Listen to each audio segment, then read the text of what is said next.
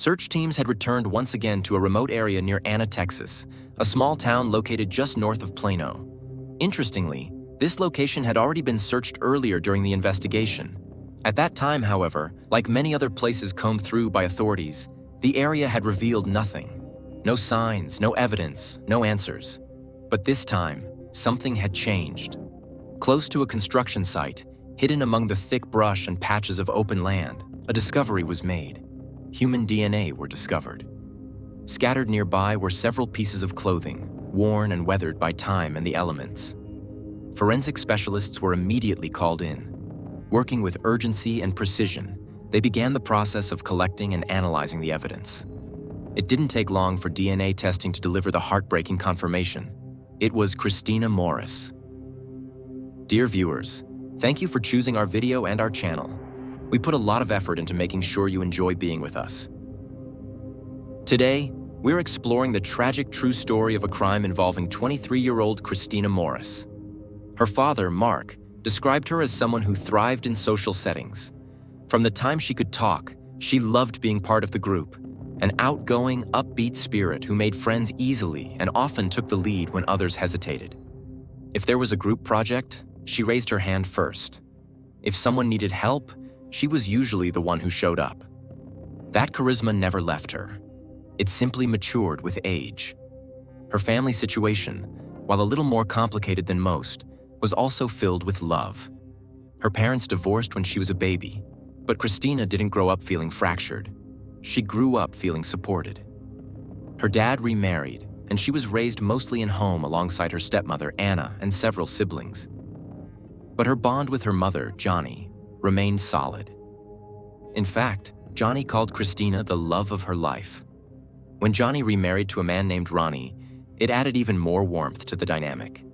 She used to say that it was like having two sets of parents instead of a broken home. In her words, she got lucky.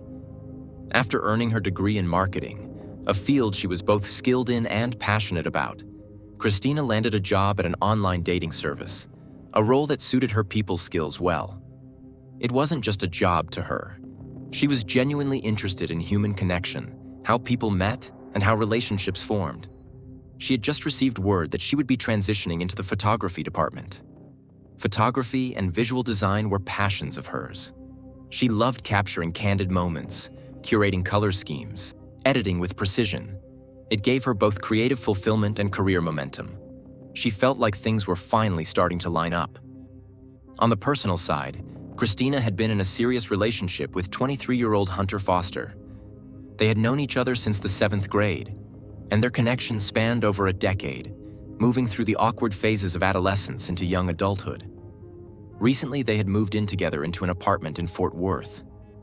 Hunter, an aspiring model and actor, had spent time in New York chasing his dreams, but was now back in Texas. It seemed like a new chapter. But as many know, transitioning from long-distance love to everyday life under one roof can be a challenging shift. The couple was going through a difficult patch. Hunter wasn't working at the time and had been going out quite a bit, attending parties and staying out late. Christina, on the other hand, was working hard, shouldering most of the financial and emotional responsibility. It created a tension between them that neither one seemed quite ready to solve. Their love was real, but reality had started to test its limits. Friday, August 29, 2014, marked the beginning of Labor Day weekend.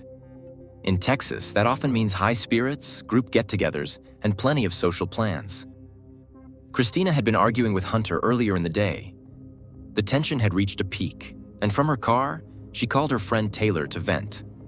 She confided in Taylor about her doubts, whether she and Hunter were really on the same page, whether this life they were trying to build together was sustainable. Taylor, in that moment, became the grounding voice Christina needed. They talked it through, and Christina decided she wouldn't let the argument define her night. She needed a break, a reset. She wanted to be surrounded by friends, to laugh and let go for a few hours. She snapped a quick selfie in her car, capturing that quiet determination in her eyes, the kind you have when you're trying to shake off the weight of your day. She then set out on the 45-minute drive from Fort Worth to Plano to attend a small high school reunion. Familiar faces, No expectations, just a chance to breathe. The gathering began at the apartment of Polina Petrowski, a longtime friend from high school. From there, Christina and a small group, Polina, Sabrina Boss, and Enrique Arochi, went out to the shops at Legacy, a trendy entertainment district filled with restaurants, bars, and late-night energy. They first went to Henry's Tavern, then made their way to a place called Scruffy Duff. It was a casual, joyful night, and surveillance cameras caught the group walking down the well-lit streets at 11:35 p.m. Christina was smiling. Later, they returned to Paulina's apartment, joined by a few more former classmates. According to those present, people were definitely intoxicated, but Christina had kept her drinking to a minimum. She wanted to stay in control, just in case she needed to drive back. Still, her mood had taken a hit. She was visibly distracted, her thoughts drifting back to the argument with Hunter. People said she was quiet at times, then suddenly more animated, then withdrawn again. Her emotions were clearly fluctuating. At 2:12 a.m., Christina sent a text to Hunter. She couldn't find her keys and asked if he could come get her. But he was out himself that night, drinking with friends in downtown Dallas. He didn't see the message. Christina tried again, sending more texts, her words growing more emotional each time. She was feeling rejected, alone, and possibly even foolish for reaching out. Still, she held onto the hope that they could talk things through. At one point, she considered staying the night at Paulina's, but ultimately changed her mind.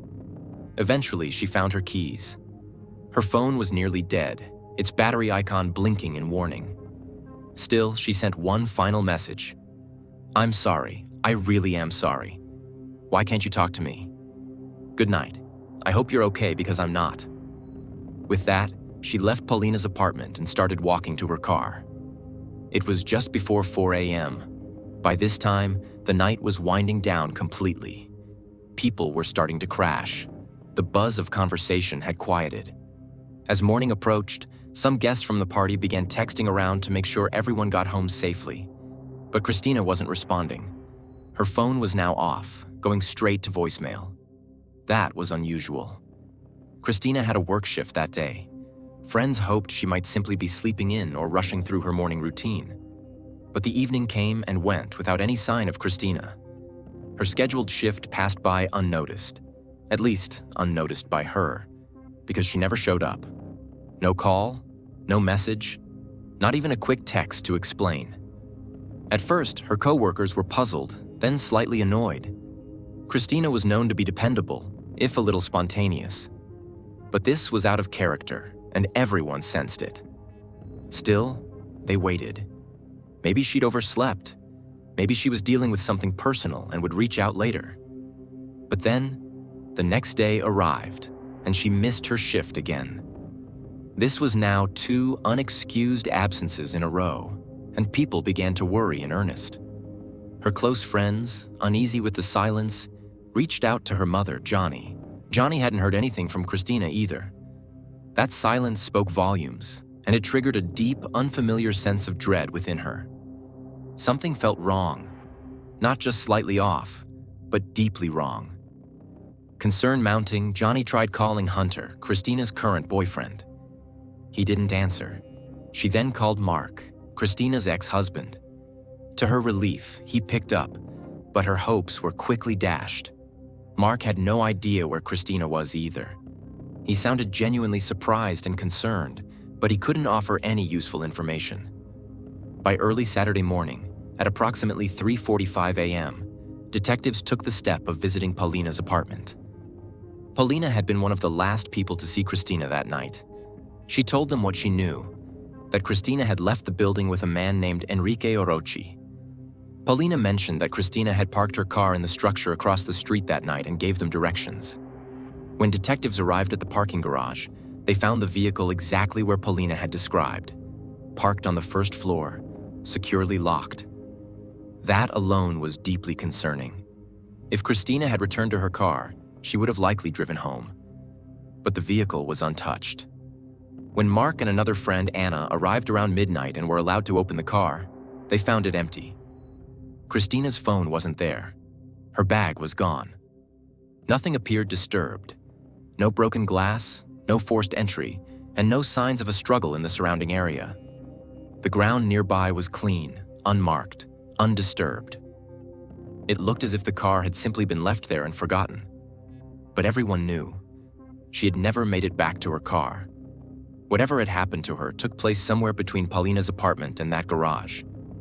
Paulina recounted to police that Christina had departed her apartment late that night in the company of Enrique Arochi. But once they exited the building, Paulina said she had no idea what happened next. Naturally, detectives pressed her further. "How well did you really know Enrique?" they asked. The truth was, not very well at all. Paulina explained that she had only met Enrique a couple of months earlier. They shared a tenuous connection. Both had attended the same school years earlier, but that was about it. They weren't friends. They hadn't kept in touch over the years. He was more of a familiar face than someone she genuinely knew. The only reason he had even been invited to the get-together was because it was a sort of casual school reunion, and Paulina had decided to be inclusive. Once investigators had a name, they tracked down Enrique and gave him a call. To their relief, he answered and agreed to speak with them. Enrique expressed a willingness to cooperate, though he admitted that his memory of the evening was blurry at best. He told officers that he had consumed quite a lot of alcohol, approximately 10 shots, along with 5 or 6 beers. He said he spoke to Christina briefly during the evening, but not in any significant way. As the night wore on, he claimed, the details became foggier. He noted that when he mixes drinks, he sometimes experiences blackouts, during which large chunks of time simply vanish from his memory. According to Enrique, he and Christina did indeed leave Paulina's apartment together. But he claimed they parted ways as they reached the end of the apartment complex. He said Christina walked off alone, heading in another direction, and that was the last time he saw her. He recalled that as they were parting, she was on her phone, seemingly in a heated conversation. He overheard her raise her voice but didn't catch the details. It appeared she was arguing, possibly with Hunter, her boyfriend, since they had been having issues earlier in the day. This led detectives to explore whether Hunter might have been waiting nearby, or if there had been a confrontation between the two. But he hadn't contacted her that night. He hadn't filed any kind of missing person report either.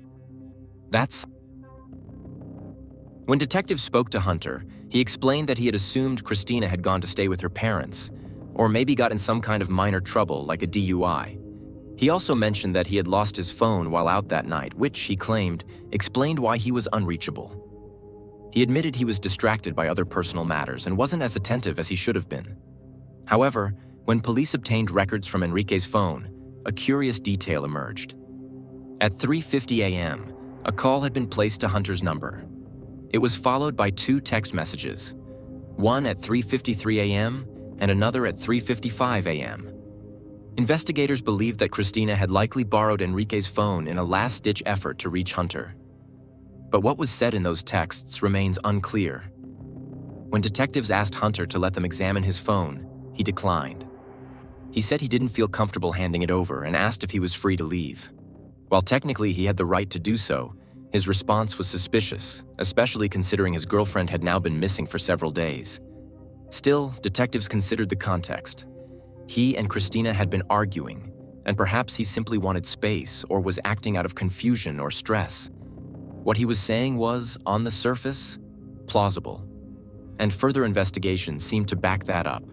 Police contacted friends who had been with Hunter that evening, and their accounts matched his timeline. Cell phone pings and bank activity placed him far from the Plano area. None of the evidence suggested he had left Dallas. Later, it would be discovered that Hunter had been involved in an entirely different situation that night.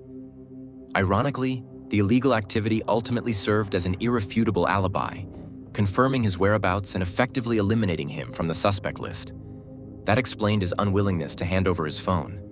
He wasn't hiding something about Christina's disappearance. He was hiding a federal crime. The police went back to square one and returned to the partygoers, Enrique Arochi. Initially, it hadn't made much sense. Enrique had been one of the last people seen on camera with Christina that night, but people who knew both of them said there hadn't been anything remarkable about their interaction. In fact, most said Enrique had barely even acknowledged Christina at the party. According to those who were there, his attention that night had been focused almost entirely on someone else. Another guest named Sabrina, the fourth person captured alongside Christina, Paulina, and Enrique in the 11:35 p.m. footage walking toward the bar district.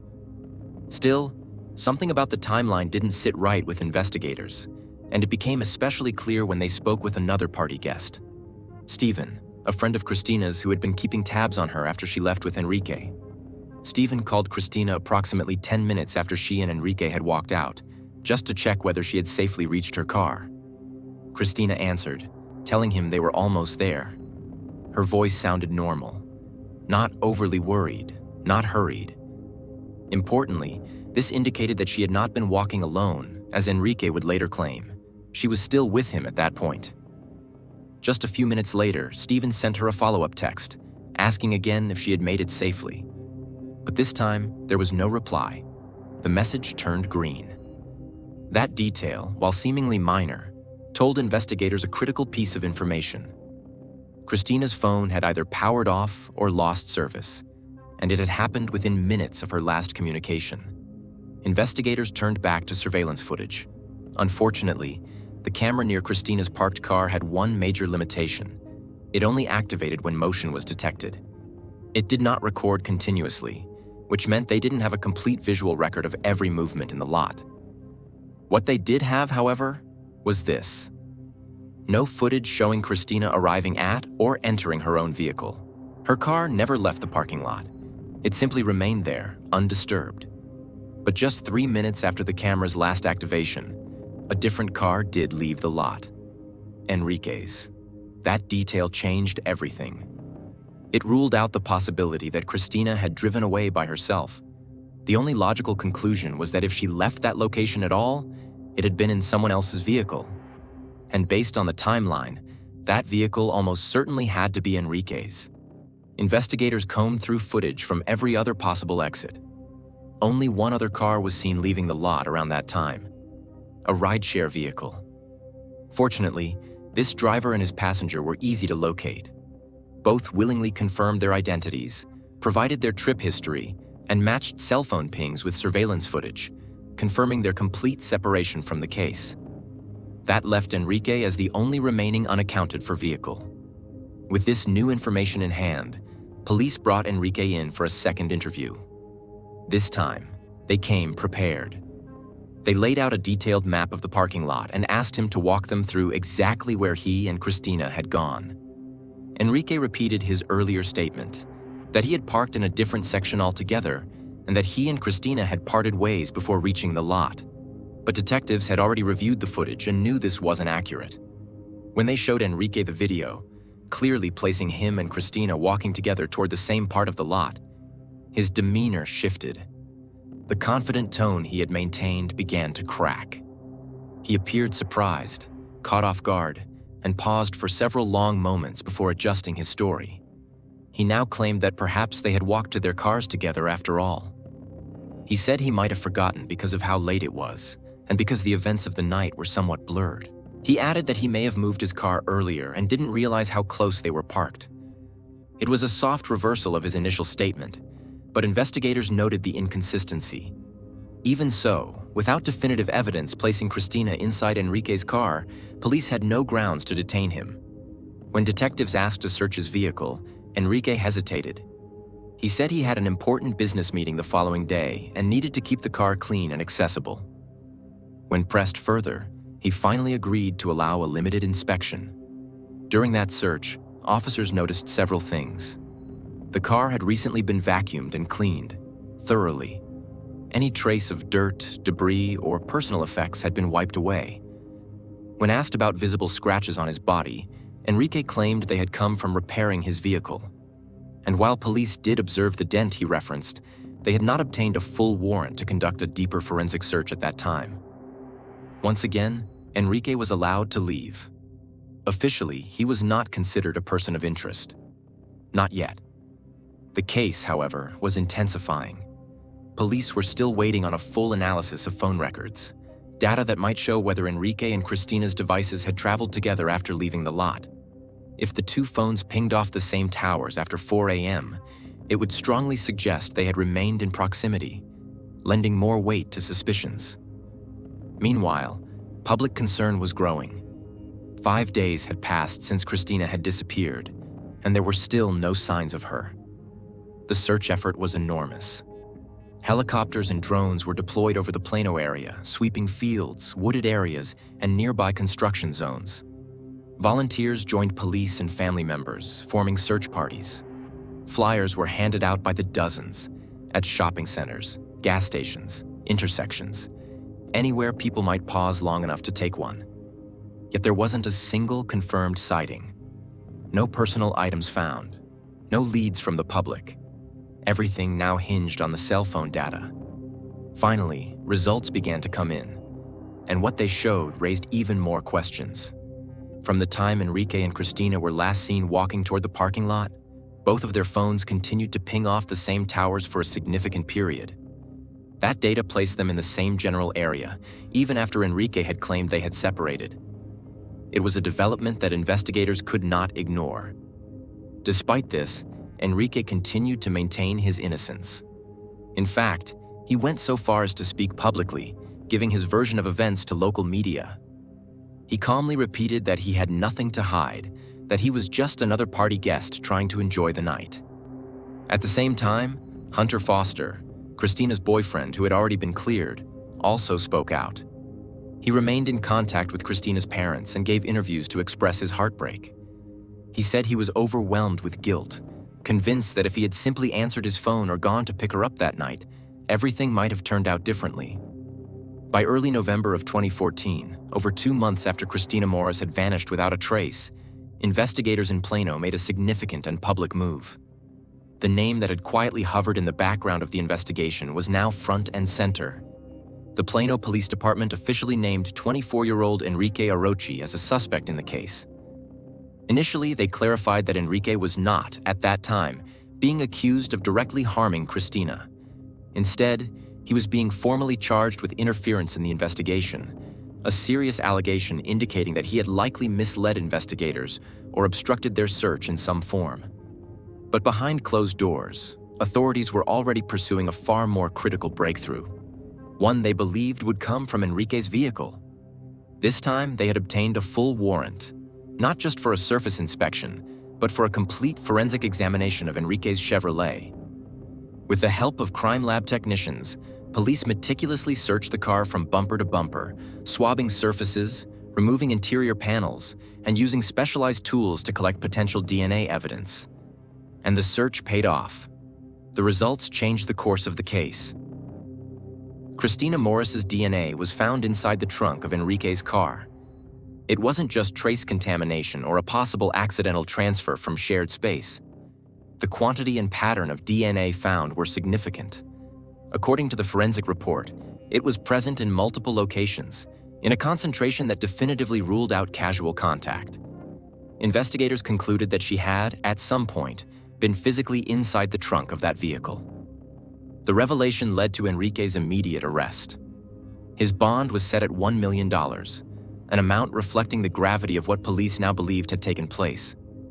While the charge at that time was aggravated kidnapping, investigators made it clear that their working theory was much darker. Christina had still not been found. No activity had appeared on her credit cards, social media, or phone. There had been no contact with anyone.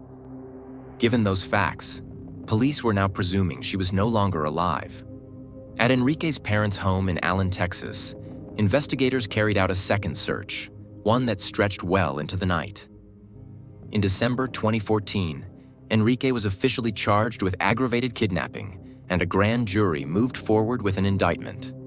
Prosecutors made a difficult but calculated choice. Without Christina, a murder charge would be nearly impossible to pursue in court. The aggravated kidnapping charge, however, carried the weight of a first-degree felony, and under Texas law, it could result in a life sentence. Despite the mounting evidence, Enrique pleaded not guilty. The trial was scheduled, and both sides began preparing for a complex legal battle. The lead prosecutor later described the case as one of the most difficult of his entire career, primarily because the most central piece of evidence, the victim, was still missing. Without a definitive cause of death, the case hinged on circumstantial evidence, behavioral patterns, and forensic details. Enrique chose not to testify in his own defense, a decision well within his rights, though one that invited speculation from observers. By the time the trial neared in 2016, 2 years had passed since the night Christina had been seen on surveillance footage, walking toward a parking garage in Plano. That image remained the last confirmed sighting of her. And while investigators believed she had been abducted and later lost her life, they still lacked clarity about exactly what had happened after the cameras stopped recording. In the courtroom, pre-trial motions flew back and forth. The defense filed challenges to the admissibility of cell phone data, arguing that tower pings lacked precision. Another motion sought to suppress DNA evidence, questioning chain of custody and testing procedures.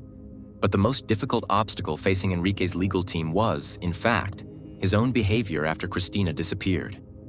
He had participated in multiple police interviews, giving inconsistent stories. He had also spoken with local news outlets, making statements that were later contradicted by surveillance footage and phone records. These interviews were scrutinized during trial, with prosecutors framing them as calculated attempts to mislead. Two primary theories emerged from investigators and prosecutors, both rooted in the belief that Enrique had made an unwanted advance toward Christina the night she vanished. The first theory proposed that the confrontation occurred at the car, just moments before they would have parted ways. According to this version, a physical struggle might have taken place, resulting in the large dent on the side of Enrique's Camaro. The second theory carried more weight in the eyes of the prosecution. It was based on the narrow window of time between Christina and Enrique walking into the parking garage and Enrique driving away, a span of just 3 minutes. In this version, Enrique may have offered to drive Christina back to Fort Worth, and she accepted, unaware of any threat. But something changed during that ride. Perhaps she noticed he was driving the wrong way. Perhaps an argument began. Or perhaps Enrique made an advance that Christina rejected, escalating the situation rapidly. Her father, Mark Morris, later spoke with heartbreaking honesty about what haunted him most. He explained that Christina had a severe fear of the dark and was deeply claustrophobic. Even as an adult, she sometimes needed to sleep with the lights on. The thought of her being trapped, alone, and afraid was unbearable to him. In a terrible twist, her family believed she might have felt safe with Enrique walking her to her car that night. After all, she had known him since high school. That trust, however faint, may have cost her everything. Enrique, meanwhile, continued to imply publicly that Hunter Foster, Christina's boyfriend, might have been involved. Even after Hunter had been cleared, Enrique suggested he was being unfairly protected. In a strange turn, Hunter himself was arrested just a week before Enrique's trial. This time on an unrelated charge involving conspiracy, to which he ultimately pleaded guilty. That arrest did cast a temporary shadow, but Hunter cooperated fully with the prosecution. At trial, Hunter took the stand, answering difficult questions about his relationship with Christina. He spoke about their arguments, his regrets, and how devastated he was that he hadn't responded to her text the night she disappeared. But he was also adamant. He had nothing to do with her disappearance, and no evidence ever contradicted that. His willingness to testify, despite his own legal troubles, gave his statements added weight. After weeks of testimony, evidence presentation, and legal argument, the case went to the jury. For 2 days, they deliberated behind closed doors, combing through every document, every photo, every contradiction. And on September 2016, they returned with a decision. The verdict: Enrique Arochi guilty, aggravated kidnapping, a first-degree felony. The sentence: life in prison. It took Judge Mark Rush only a few minutes, moments heavy with the weight of justice and sorrow, to deliver the sentence that would permanently change the lives of everyone in the courtroom. Throughout this, Enrique Arochi remained largely expressionless, though at times his behavior revealed more than he may have intended. Observers noted how he often looked away, rocked in his chair, and on more than one occasion appeared to smirk as grieving family members addressed him directly. By Texas law, a life sentence requires an inmate to serve at least 30 years before becoming eligible for parole. For Christina's family, the number felt both too long and not long enough. 30 years until he might walk free. Yet it could never match the lifetime that Christina lost. After his sentencing, Enrique exercised his right to appeal. He requested a new trial, claiming that errors had been made in the legal process. The court reviewed the request, but ultimately denied it, affirming the original verdict. The case was closed in the eyes of the court, but not in the hearts of those who loved Christina. From behind prison walls, Enrique later agreed to a limited media interview. In it, he said, "I want to apologize to the Morris family for not being able to help them." But when asked to elaborate on what had happened the night Christina disappeared, especially after the two were last seen walking toward the parking garage, he declined to answer. He simply refused to speak about that pivotal window of time. In the months and years that followed, the Morris family refused to let that question remain unresolved. They searched every single day. Her father, Mark, could often be seen walking through remote brushland in North Texas, alone through blistering heat, storms, and biting cold. With nothing more than printed maps, hiking boots, and a determination that bordered on superhuman, he combed through wooded trails, empty fields, and forgotten roads. He wasn't looking for closure. He was looking for his daughter. Meanwhile, Christina's mother, Johnny, had made a monumental decision. She gave up her job and relocated across the state, making the search for Christina her full-time priority. Every day, she scoured maps, coordinated volunteers, organized search efforts, and chased down tips, no matter how vague or improbable. Then, in March 2018, nearly 4 years after Christina's disappearance, investigators received a call. Search teams were returning to a rural area in Anna, Texas, just north of Plano. It was a location that had actually been reviewed earlier in the case, but like many places at the time, it had yielded no results. This time, it was different.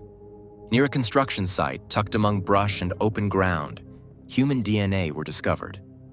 Clothing items were also found nearby. Forensic teams worked quickly to analyze the evidence. DNA testing confirmed what Christina's family already feared in their hearts. It was Christina Morris. She had finally been found. The announcement brought a tidal wave of emotion. The grief was still raw, but there was relief in the certainty. After nearly 4 years of questions, of torment, of imagining countless possibilities, Christina was no longer missing. She had been found. She could be brought home.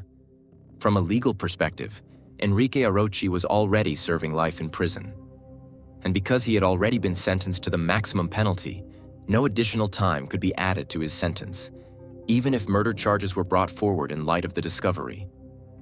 While a trial for homicide remained theoretically possible, it was unlikely to change his fate in any material way.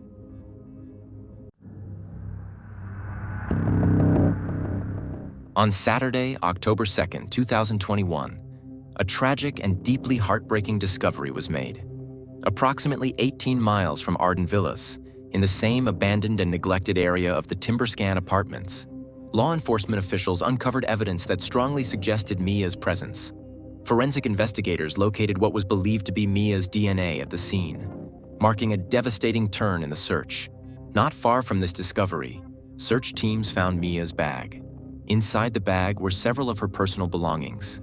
Among them was her photo identification, confirming her identity beyond doubt, and the very shirt she had last been seen wearing, providing chilling confirmation of her fate. Later, an official report would sadly confirm what no one had wanted to believe. Mia had died, and her death was the result of foul play. Dear viewers, please don't forget to like, leave a comment under the video, and subscribe to the channel so as not to miss new videos. This is very important to us. Born and raised in the sunny state of Florida, Mia Marano was the beloved daughter of Marlon Marcano and Emma Ceylon. Although her parents eventually separated, their family dynamic remained strong, grounded in mutual respect and unwavering love. Mia shared a particularly close bond with her younger brother, affectionately known as Munchie. His real name, Marlon Jr., often took a back seat to the sweet nickname his sister had given him. Their connection was undeniable, filled with laughter, support, and a sibling loyalty that only deepened with time. Mia's extended family included Giselle, her father's partner and later stepmother, with whom she and her brother shared a genuine relationship rooted in warmth and understanding. According to everyone who knew her well, Mia was a dynamic and joyful spirit. She was often described as both ambitious and adventurous, someone who lit up any room she entered. Whether she was comforting a friend, joking around with her brother, or focusing on her schoolwork, Mia had a natural charisma. Her energy was infectious. People were simply drawn to her. She was protective of those she loved, especially Munchie, and always seemed to know when someone needed encouragement or a reason to smile. After graduating from high school, Mia began making serious plans for her future. Staying close to home was important to her, not only because of her family ties, but also because she genuinely loved Florida. The festivals, the sunshine, the food, and the community were all part of her identity. Initially, she enrolled at the University of Central Florida, but she later made the decision to attend Valencia College to pursue an associate degree in the arts. Her interests were broad and layered. While her academic goals leaned toward sports medicine or physical therapy, she never strayed far from her creative passions. Fashion and design were lifelong loves, and she often participated in local events like carnivals, where her vibrant personality and expressive style stood out. She dreamed of combining her artistic sensibilities with her desire to help people, carving out a future that was both fulfilling and impactful. During her studies, Mia lived at the Ardan Villas apartment complex in Orlando, a residential spot popular with fellow students. It was more than just a place to stay. It became a part of her daily life. The complex buzzed with youthful energy, academic focus, and the shared challenges of balancing college life. It was there that Mia also found a part-time job helping to lease apartments at the complex. This opportunity was perfect for her. It was close to home, worked well with her school schedule, and gave her a chance to engage with new people, something she naturally excelled at. Even with her busy college life, Mia never lost sight of her family. Her closeness to them remained a cornerstone of her routine. She would often fly back to visit on weekends, the trip taking just an hour. These regular reunions were filled with updates, laughs, and the kind of love that reassured everyone she was doing just fine. Her family never had to wait long to hear from her. She was dependable when it came to staying in touch. That's why, on September 24th, 2021, her sudden silence was deeply unsettling. That Friday, Mia was scheduled to fly home for a weekend visit, something she had done many times before without incident. But this time, things didn't go according to plan. As the hours passed without a text or call from Mia, her family's worry escalated. She hadn't confirmed her arrival at the airport, hadn't checked in before boarding, and hadn't shown up at her destination. This was entirely out of character. Mia was always quick to let loved ones know she was safe. By late evening, concern had turned to fear. By around 9:30 p.m. that same night, her family could no longer wait. They contacted local authorities and requested a welfare check at her apartment. Deputy Samir Paulino arrived at Ardan Villas just after 10 p.m. He initially observed nothing out of place from the outside. The apartment complex appeared quiet, unremarkable, at least on the surface.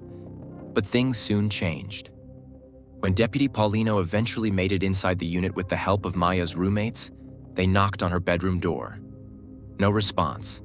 They tried to open it, but it was locked from the inside. An immediate red flag. A quick glance through the window showed that something was blocking the door from within. Paulino managed to open the window and carefully climbed into her room. What he found inside painted a picture that was far from normal. The room was in disarray. Bedding was scattered across the floor. Her belongings were clearly out of place, and her travel bag, packed and ready for her flight, sat untouched by her desk. Even more troubling, the safety locks her father had previously installed on her windows had been broken. Some of her personal jewelry appeared damaged, though nothing suggested a robbery. The confusion and mess hinted at a hurried or unexpected disruption. And yet, there was no sign of Mia herself. Despite the concerning condition of her room, the situation didn't immediately trigger a full-scale criminal investigation. Deputy Paulino spoke with his supervisor, Corporal Dale, but for reasons unclear, they chose not to escalate the matter to the Criminal Investigations Division at that time. Back at the apartment, one of Mia's roommates, visibly emotional and distressed, quickly brought forward a crucial detail. Mia had recently been dealing with unwanted attention from a maintenance employee who worked at Ardan Villas. The man in question had become increasingly persistent, making her uncomfortable on more than one occasion. His behavior had escalated in recent weeks, and Mia had reportedly mentioned him to several people, including her roommate. The maintenance worker was identified as 27-year-old Armando Caballo. He had been employed at the complex since that summer, and several residents came forward to support what Mia's roommate had said.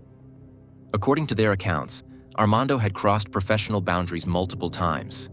In one particularly unusual and inappropriate instance, he sent Mia $700 accompanied by a message stating it was for being pretty. Mia promptly returned the money, but the incident left her feeling uneasy. She didn't want to create conflict or draw more attention, so she simply tried to avoid him. Unfortunately, she wasn't alone in her discomfort. As word of Mia's disappearance spread, other women living in the same complex reported similar experiences with Armando. What had initially seemed like a single unsettling encounter now appeared to be part of a broader pattern of behavior. The police began receiving multiple tips and reports, all pointing toward the same individual. One such account came from a woman who also lived at the Sable Club apartments. In a statement provided to investigators, she revealed an unsettling experience she had earlier in the year, dating back to March of 2021. At the time, she had received a handwritten note from a maintenance worker she recognized, 27-year-old Armando Caballero. In the note, he asked her if she'd be interested in going out on a date. She hadn't known quite what to make of it, but wanting to avoid conflict or awkwardness, she agreed, albeit with some hesitation. However, when he later tried to accelerate the timeline and suggested they hang out sooner than planned, she politely declined, saying the timing didn't work for her. His reaction, she noted, was less than understanding. Not long after that interaction, something frightening occurred. In the middle of the night, a heavy object, what she described as a weight, was hurled at her apartment window. Startled and understandably alarmed, she immediately thought back to her recent exchange with Armando. She couldn't prove it was him, but given the context, she felt deeply suspicious. Her instincts told her the timing wasn't coincidental. She did the right thing. She called the police, who responded, filed a report, and carried out some preliminary searches. Unfortunately, the case stalled and was eventually closed. No charges were filed, and the incident faded from official records. As Maya's family arrived at the Ardan Villas apartment complex in the early hours of the morning, around 3 a.m., they came prepared not only to search but also to raise urgent concerns. They quickly brought several things to the attention of Deputy Samir Paulino, who was still at the scene. Among the items they pointed out was a yellow storage box pushed underneath Mia's bed, something she never left behind. Even more significant was the presence of her beloved childhood teddy bear. It might have seemed trivial to someone unfamiliar with her routines, but to her family, this detail was a gut punch. Mia never traveled without that bear, no matter how short the trip. The fact that it had been left behind added another layer to the already growing list of red flags. At approximately 4 a.m., an unexpected and deeply unsettling development occurred. A figure familiar to the family appeared outside Mia's apartment, accompanied by his roommate. It was Armando Caballero. By this time, Mia's loved ones had already heard plenty about him from her roommates and others in the complex. Seeing him arrive on his own, uninvited, with no apparent reason to be there, sent shivers down their spines. It was nearly 5 a.m., and he was not scheduled to be at work. So, what was he doing there? Why had he chosen this moment to insert himself into the situation? When detectives approached him and asked what had brought him to the scene, Armando explained that he had received a phone call from a coworker named Taona. According to his story, it was Taona who had informed him about Mia's disappearance. That, he claimed, was the reason for his sudden presence at the complex in the middle of the night. Despite their suspicions, authorities had no hard evidence to justify detaining him. When asked further questions, Armando denied any knowledge of what had happened to Mia. He even said he hadn't seen her around the complex before she went missing. Lacking a solid basis to pursue him further and with no arrestable offense committed, law enforcement let him go. But his presence lingered, both physically and psychologically. It didn't sit right with anyone involved, especially not with Mia's increasingly distraught family. Soon afterward, a background check added another layer of concern. Armando Caballero was revealed to be a convicted felon. In 2017, he had been convicted of aggravated assault. Even more surprising was an incident dating back to 2013, when he was arrested for using a destructive device. According to official records, he admitted at the time to having used an improvised device as what he described as a prank against fellow dorm residents. Fortunately, no one was injured in that incident, but it was yet another incident in a pattern of troubling behavior. Meanwhile, a security guard working at the complex had taken initiative and tried to contribute to the investigation. The guard successfully lifted fingerprints from Mia's window using tape.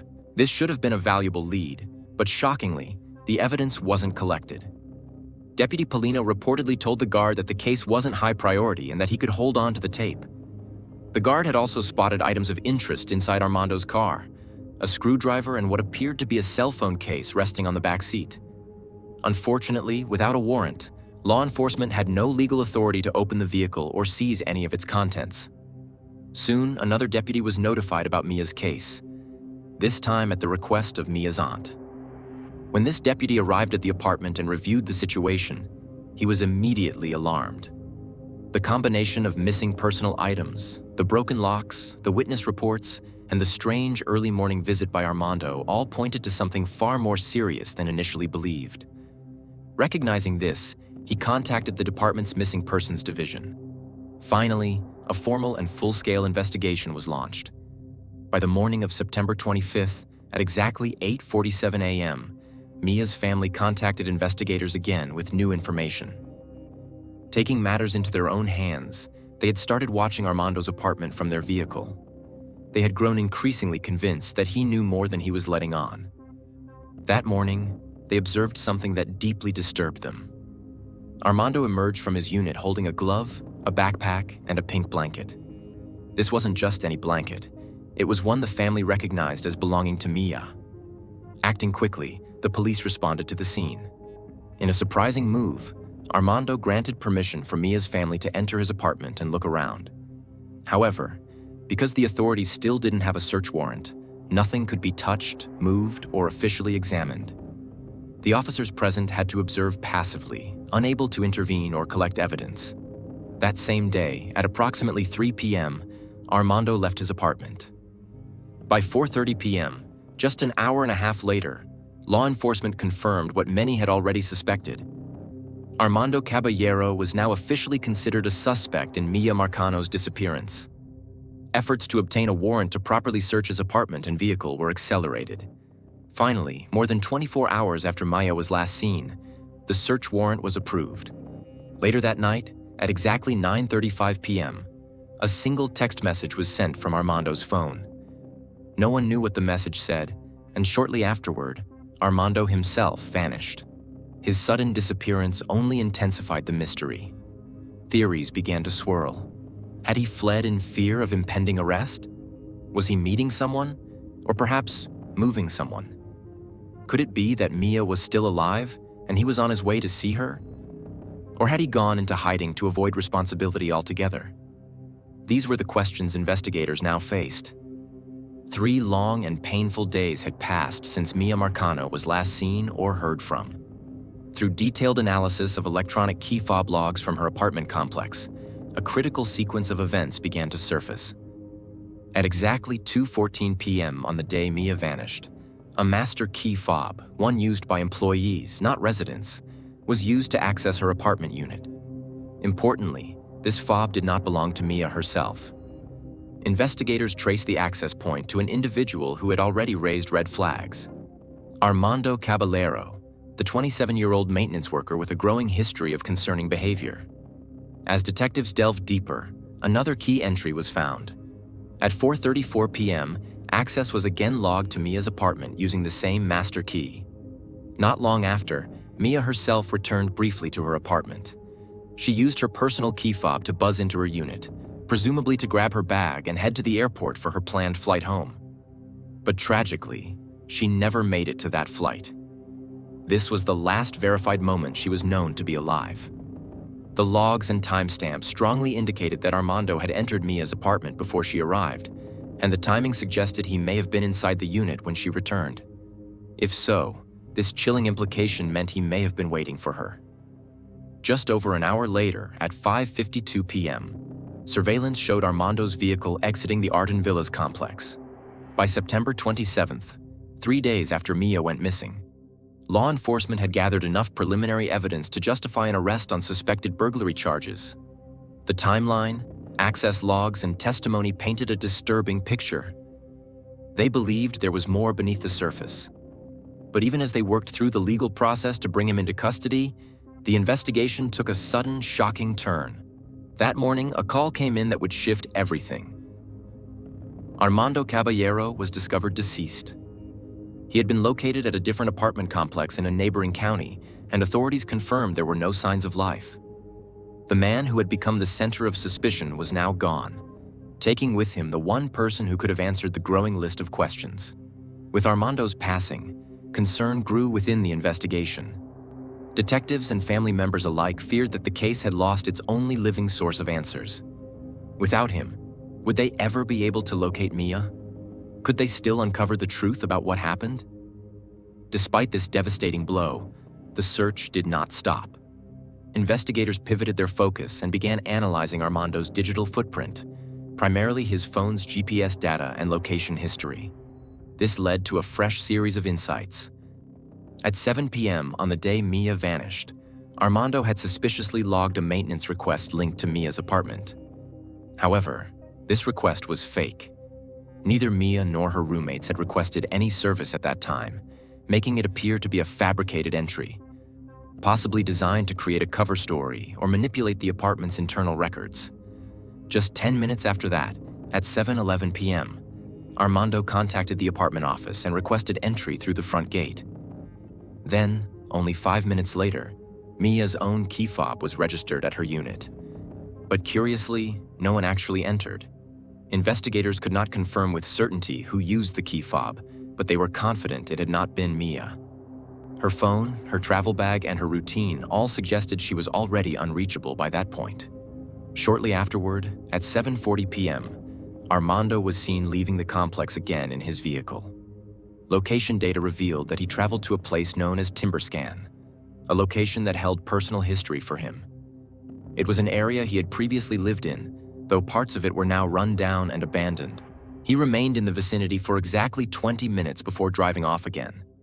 This detail caught investigators' attention. Why would Armando, in the middle of a developing crisis, revisit a place he no longer lived? Why go there for just 20 minutes, and why that night in particular? The area in question was notorious for its boarded-up buildings, crumbling infrastructure, and surrounding overgrowth. Residents described it as an area that felt isolated and unsafe, even during daylight hours. If he was hiding something, or someone, it seemed like a place he might go. With renewed urgency, law enforcement refocused the search effort. While their earlier efforts had covered miles of land, waterways, and wooded spaces, they now had a tangible lead. Search teams, now including federal agents from the FBI, began sweeping the Timberscan area. The wooded zones behind the apartments, the abandoned units, the overgrown trails, all became part of an intensive ground search. Back home, Mia's family and friends continued to pray for a miracle. Hope, though increasingly thin, was still alive. No matter how dire the circumstances seemed, they clung to the belief that there might still be time to bring her home. Volunteers joined in the effort, community groups rallied, and public support continued to grow. Then, on Saturday, October 2, 2021, just over a week after Mia's disappearance, a heartbreaking discovery was made. About 18 miles away from Ardan Villas, in the very same derelict zone of Timberscan apartments where Armando had been tracked, law enforcement officials located what they believed to be Mia's DNA. A short distance from the site, searchers also found her bag. Inside were personal items that confirmed the worst: her photo identification and the same shirt she had last been seen wearing. An autopsy would later confirm the outcome no one wanted to believe. Mia had died as a result of foul play. The cause of death was ruled a homicide. Further testing also came back from the location where Armando had been found. Forensic teams confirmed the presence of Mia's DNA and strands of her hair in his environment. Additionally, black duct tape, matching the same kind found near the site where Mia was located, was recovered from inside his car. The accumulation of evidence confirmed what many feared, but it also clarified the picture law enforcement had been trying to piece together for over a week. Just as quickly as the investigation had accelerated, it had now reached a devastating conclusion. The pain of discovery was compounded by the fact that, with Armando now deceased, there would be no answers, no confession, no explanation, and no accountability. The final moments of what happened in Mia's apartment would remain locked forever in silence. For Mia's loved ones, this absence of closure was perhaps the hardest part. A bright, ambitious young woman had been taken from them without warning and without cause. And now, even with the truth partly revealed, the opportunity for justice had vanished. Residents of the Ardan Villas complex were left shaken. Many expressed deep frustration and fear, not just because of what had happened, but because they felt it might have been preventable. Multiple residents had reportedly voiced safety concerns prior to Mia's disappearance. Their fears had often been brushed off or minimized. Now, those ignored warnings carried a chilling new weight. One resident summed it up with words that would echo through the community. It was just creepy. The fact that maintenance workers had access to our apartments and that we had only just gotten these new key fobs last month. If those fobs weren't introduced, none of this might have happened. Someone used that access and no one stopped it. On October 15, 2021, family, friends, and supporters gathered in the hundreds, over 2,000 in person, and thousands more watching the live stream from across the country, to say goodbye to a young woman whose life had touched so many. Mia Marano, just 19 years old, was laid to rest in a ceremony marked not only by deep grief, but also by love, solidarity, and the unmistakable mark she had left on everyone she encountered. The funeral, held at a church in South Florida, was awash in blue, Mia's favorite color. It wasn't just a funeral, it was a tribute. While tears filled the room, so did stories of her kindness, her light, and her aspirations.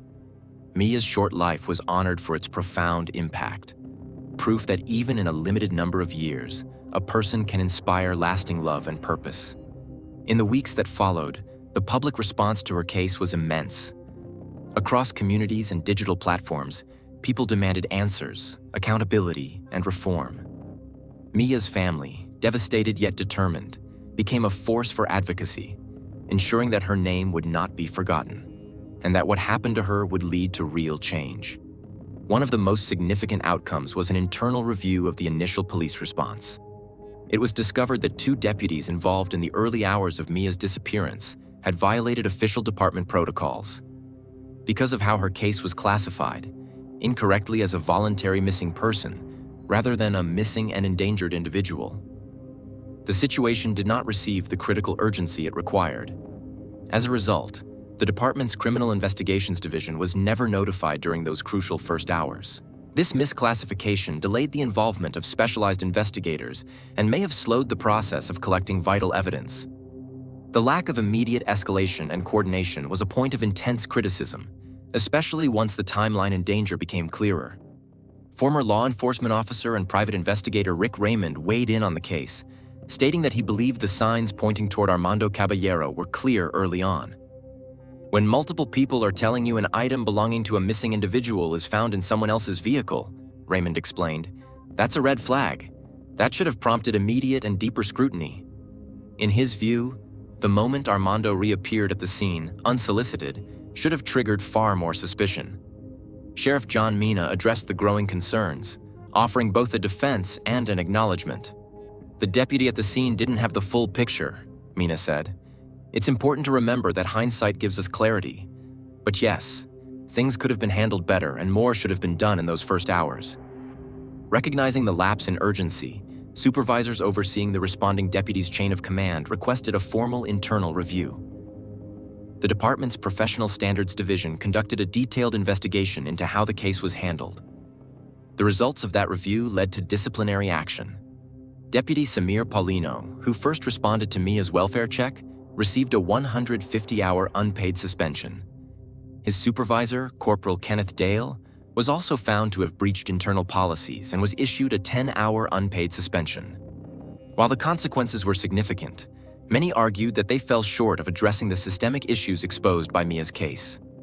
In March 2022, authorities released their final report, an extensive, over 100-page document detailing everything known about Mia's disappearance and the events surrounding her tragic death.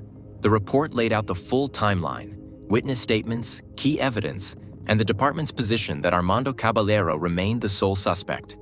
Despite his passing, law enforcement maintained that no other individual had been identified as directly involved. Still, Mia's family was not satisfied with that conclusion, feeling that not enough had been done to protect her while she was alive, or to seek justice afterward. They filed a wrongful death lawsuit against the Ardan Villas apartment complex, where Mia had both lived and worked.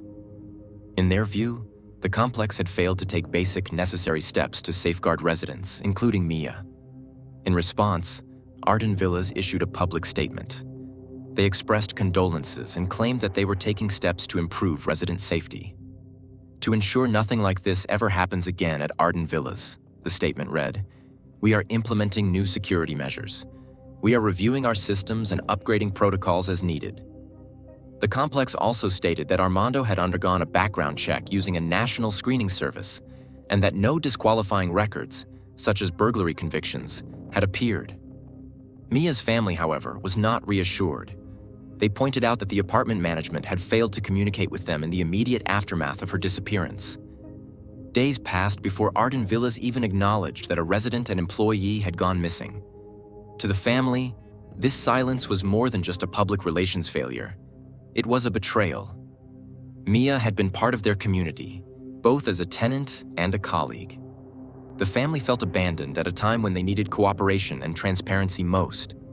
Attorney Daryl Washington, who represented the Marano family, made it clear that this lawsuit was not just about financial compensation. It was about truth and reform. The family believes that key questions remain unanswered, Washington said.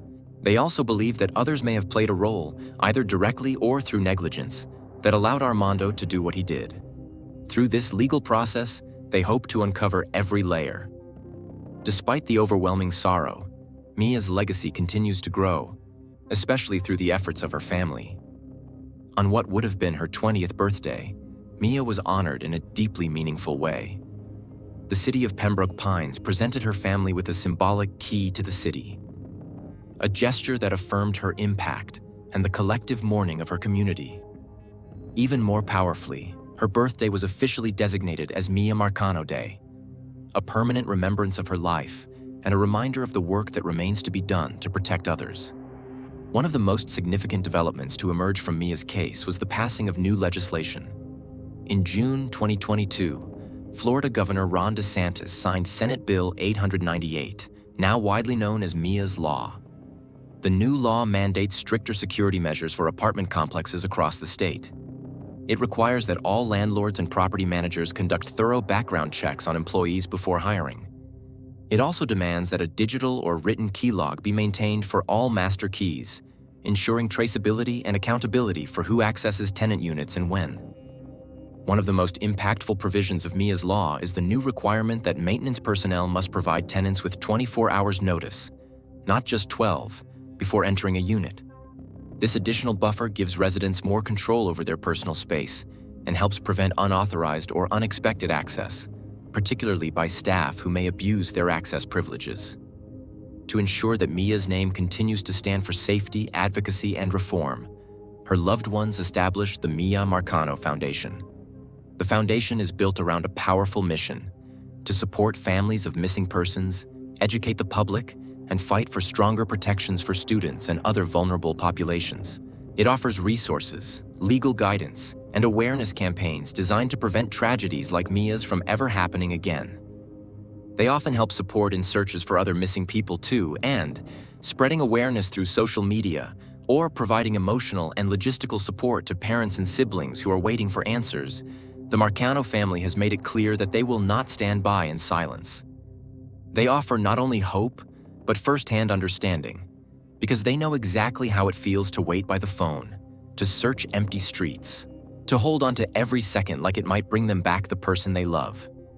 Through the Mia Marano Foundation, the family works tirelessly to advocate for safety reforms, educate communities, and offer direct aid to people who are navigating the confusing and painful world of a missing persons case. They've turned their personal tragedy into a platform for collective healing, refusing to let Mia's story be reduced to a headline or statistics. Instead, they've built something living, something that continues to make an impact every single day.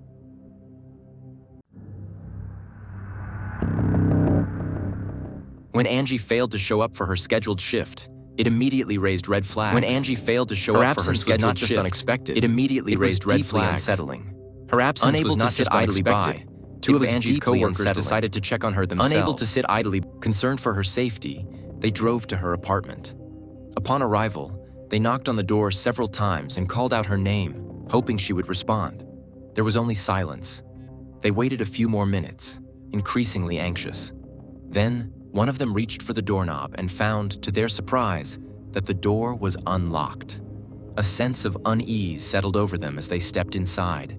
The apartment was unnervingly quiet. At first glance, everything appeared to be in order. Nothing seemed obviously disturbed. But as they moved cautiously through the space and approached the bedroom, an ominous feeling took hold. When they finally entered the room, they were met with a heartbreaking and shocking sight. There, inside her bedroom, they found Angie Dodge. Dear viewers, we appreciate your support and comments. It means a lot to us. Thank you for being with us.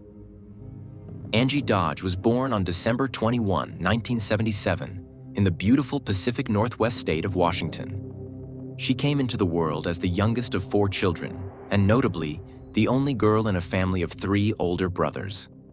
Growing up in a house full of boys gave her a unique toughness and spirit, but it also meant she had a special place in the hearts of her parents. Angie's father served in the military, which meant that throughout her early childhood, the family relocated frequently, moving from one state to another depending on where her father was stationed. This nomadic lifestyle, while exciting at times, posed its own challenges. Angie often had to adjust to new schools, different classmates, and unfamiliar environments. Making friends, only to leave them behind a few months later, became a routine part of her life. But Angie handled it all with a resilient and upbeat attitude. Her strong personality helped her adapt quickly, and her warm nature made it easy for others to like her. Academically, she was bright and focused, often excelling in her classes despite the constant changes. Her ability to thrive under such circumstances reflected her strong will and remarkable character. Even with all the moving around, the Dodge family shared a deep connection. They bonded through their mutual love of nature and the outdoors. Camping was a cherished tradition. Whether setting up tents in the mountains or roasting marshmallows around a fire, these moments brought the family closer together. Angie especially loved those trips, finding peace and joy in the natural beauty around her. Eventually, when her father retired from military service, the family was able to put down roots. They chose to settle in the tight-knit community of Idaho Falls, a small but friendly town in Idaho. For Angie, this was a fresh start, a place where she could finally grow without the looming uncertainty of another move. She enrolled in the local high school and wasted no time making friends. In 1995, Angie graduated from high school with big dreams for the future. She had plans to attend the University of Idaho to further her education, but like many young adults, she wanted to gain some independence and save a little money first. She found a job at a local bookstore, a cozy place where she could indulge her love of reading while earning a paycheck. Around this time, she also moved into her very first apartment, an exciting step toward adulthood that she had been looking forward to for quite some time. Angie's life seemed to be moving in a hopeful direction. She had a solid plan for her future, a job she enjoyed, and a support system of friends and family who cared deeply for her. She even managed to buy herself a car, something she had long dreamed of and worked hard to achieve. She was enjoying this new chapter of her life and continued to spend quality time with those closest to her. On the evening of June 12, 1996, 18-year-old Angie visited her parents. Although she and her mother had recently had a disagreement, they used that time to reconcile and reconnect. It turned into a heartfelt visit that both would later cherish, an evening of forgiveness and warmth. After spending a few hours with her family, Angie returned to her apartment, planning to rest before her shift at the bookstore the following morning. But something went terribly wrong. The next day, when Angie failed to show up for her scheduled shift, her absence raised immediate concern. It was completely out of character for her. She was known for her reliability and had never missed a day of work without calling in. Her parents tried calling her multiple times but received no response. Worry turned to alarm. Two of Angie's co-workers, concerned for her well-being, decided to check on her in person. They drove to her apartment and knocked on the door. When there was no answer, they waited for a bit, calling out her name. Then they tried the door handle and discovered it was unlocked. With growing anxiety, they stepped inside. The apartment was eerily quiet. At first glance, everything seemed normal. Nothing was obviously out of place. But when they cautiously made their way to the bedroom, they were confronted by a scene they were unprepared for. Something terrible had clearly happened. The two friends ran back outside in a panic and immediately called the authorities. Police officers arrived quickly and began examining the apartment. From the beginning, it was clear that this was not a case of someone simply disappearing. It was a tragic crime scene. Detectives carefully processed the area, documenting every detail and collecting anything that might serve as evidence. Among the evidence collected was a single male hair found near Angie. It was promptly sent to the crime lab for analysis. Forensic scientists were able to extract DNA from the sample and successfully created a profile. Unfortunately, at that time, there was no national DNA database that could instantly match unknown samples to offenders. Instead, law enforcement had to do things the old-fashioned way, by comparing the profile manually to DNA samples collected from potential suspects one at a time. Detectives interviewed everyone who had known Angie, from her circle of close friends to acquaintances and co-workers. Her social life had centered around the local river, a peaceful place where many teens in Idaho Falls spent their afternoons. Police also questioned several local men who had prior criminal histories, hoping to find a connection. Over 100 individuals voluntarily submitted DNA samples, but not one matched the unidentified profile from the crime scene. Despite their efforts, the investigation hit a standstill. The case became increasingly difficult, in part because the DNA was the only solid lead they had. Angie didn't have any known enemies. She was liked by virtually everyone, and her life had been full of positive relationships and community involvement. There were no signs of forced entry at her apartment, which led investigators to theorize that either Angie had forgotten to lock the door or that she had willingly let someone in, perhaps someone she trusted. Another possibility was raised, that more than one person had been involved. Based on the condition of the scene and expert analysis, authorities considered the disturbing possibility that a second individual may have been present, possibly restraining Angie or assisting in some way. However, with no additional forensic evidence and no witnesses, these ideas remained unconfirmed.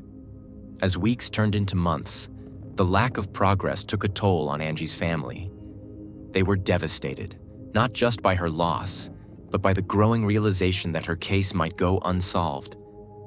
The pain of not knowing who was responsible weighed heavily on them. Eventually, her loved ones began to question whether enough was being done. They spoke out publicly, urging the police to continue pushing forward and not let the case fade into obscurity. With unwavering determination and the heart of a grieving mother who refused to be ignored, Carol decided to take the case into her own hands. She printed thousands of flyers featuring Angie's photograph, along with key details about the case and a plea for information. She walked through neighborhoods, posted them in coffee shops, handed them to strangers on sidewalks, and made sure they appeared on every community bulletin board in Idaho Falls. No area was overlooked. Her mission was clear: to keep Angie's story alive and ensure no one in town could forget what had happened. In addition to her personal campaign, Carol and the rest of Angie's family announced a $5,000 reward for any information that could lead to the identification or arrest of the person responsible. It wasn't a large sum by national standards, but in their small town, it was enough to stir attention. The gesture also served as a symbol of their relentless pursuit of justice, a clear message that they weren't going away. Though the reward didn't bring in a flood of actionable tips, it did have an impact. Community members began discussing the case again.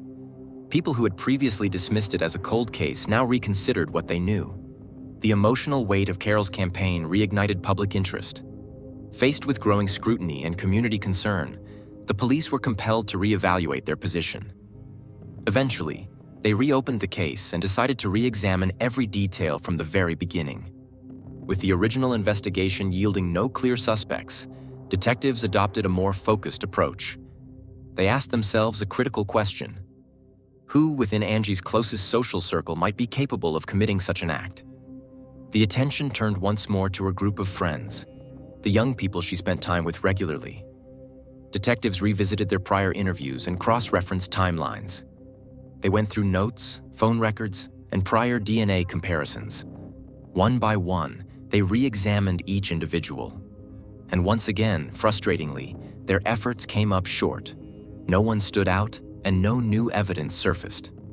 Just when it seemed they might be returning to square one, the case took an unexpected and potentially crucial turn. In January 1997, Idaho Falls detectives received an unexpected call from authorities in Nevada. Law enforcement there had just taken a man named Benjamin into custody on unrelated charges. But what caught the Idaho detectives' attention was that Benjamin had once been part of Angie's friend group. In fact, he had socialized with many of the same people she did during high school. Even more concerning, Benjamin had moved out of Idaho not long after Angie's death, something that now seemed more suspicious in hindsight. And the way he had allegedly attacked a victim in Nevada bore eerie similarities to the details known about Angie's case. It wasn't enough to make any accusations outright, but it certainly warranted a deeper look. Detectives made arrangements to travel to Nevada and meet with Benjamin in person. When they sat down with him for an initial interview, he immediately denied any involvement in Angie's death. That wasn't unusual. Most suspects start that way.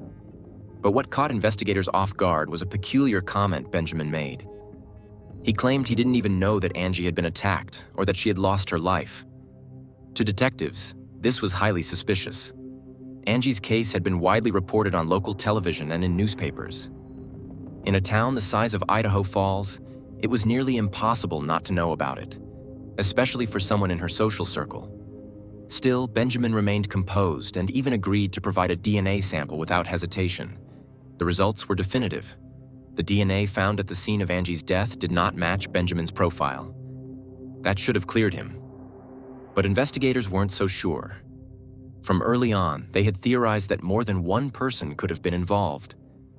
While Benjamin may not have left physical evidence at the scene, could he have played a supporting role? Could he have helped someone else before, during, or after the crime? Pursuing this possibility, detectives reviewed Benjamin's interview again and took a closer look at one name he had mentioned: Christopher. According to Benjamin, he and Christopher had been fairly close at the time of the incident. That relationship now appeared to deserve deeper investigation. Detectives arranged to bring Christopher in for questioning. Like Benjamin, Christopher denied having anything to do with Angie's death. He also insisted he didn't believe Benjamin was involved. He said it was all just a misunderstanding and that there was no reason to suspect either of them. His answers were calm, but detectives took note of his defensiveness and vague phrasing. Still, without any clear contradictions or evidence, they had to let him go. But they weren't done with Christopher just yet. A few days later, they brought him back in for a second round of questioning. This time, their approach was more direct. They focused their questions on Benjamin: how well Christopher knew him, what they had done together during that time period, and whether he could have noticed anything strange. After being pressed repeatedly, Christopher's story started to shift. He now admitted that it was possible Benjamin could have had something to do with Angie's death. That small admission was a major development. To detectives, this change was significant. Not only had Christopher adjusted his original statement, but he also subtly distanced himself from his earlier support of Benjamin. That inconsistency opened a crack in the narrative, and investigators were ready to pry it open.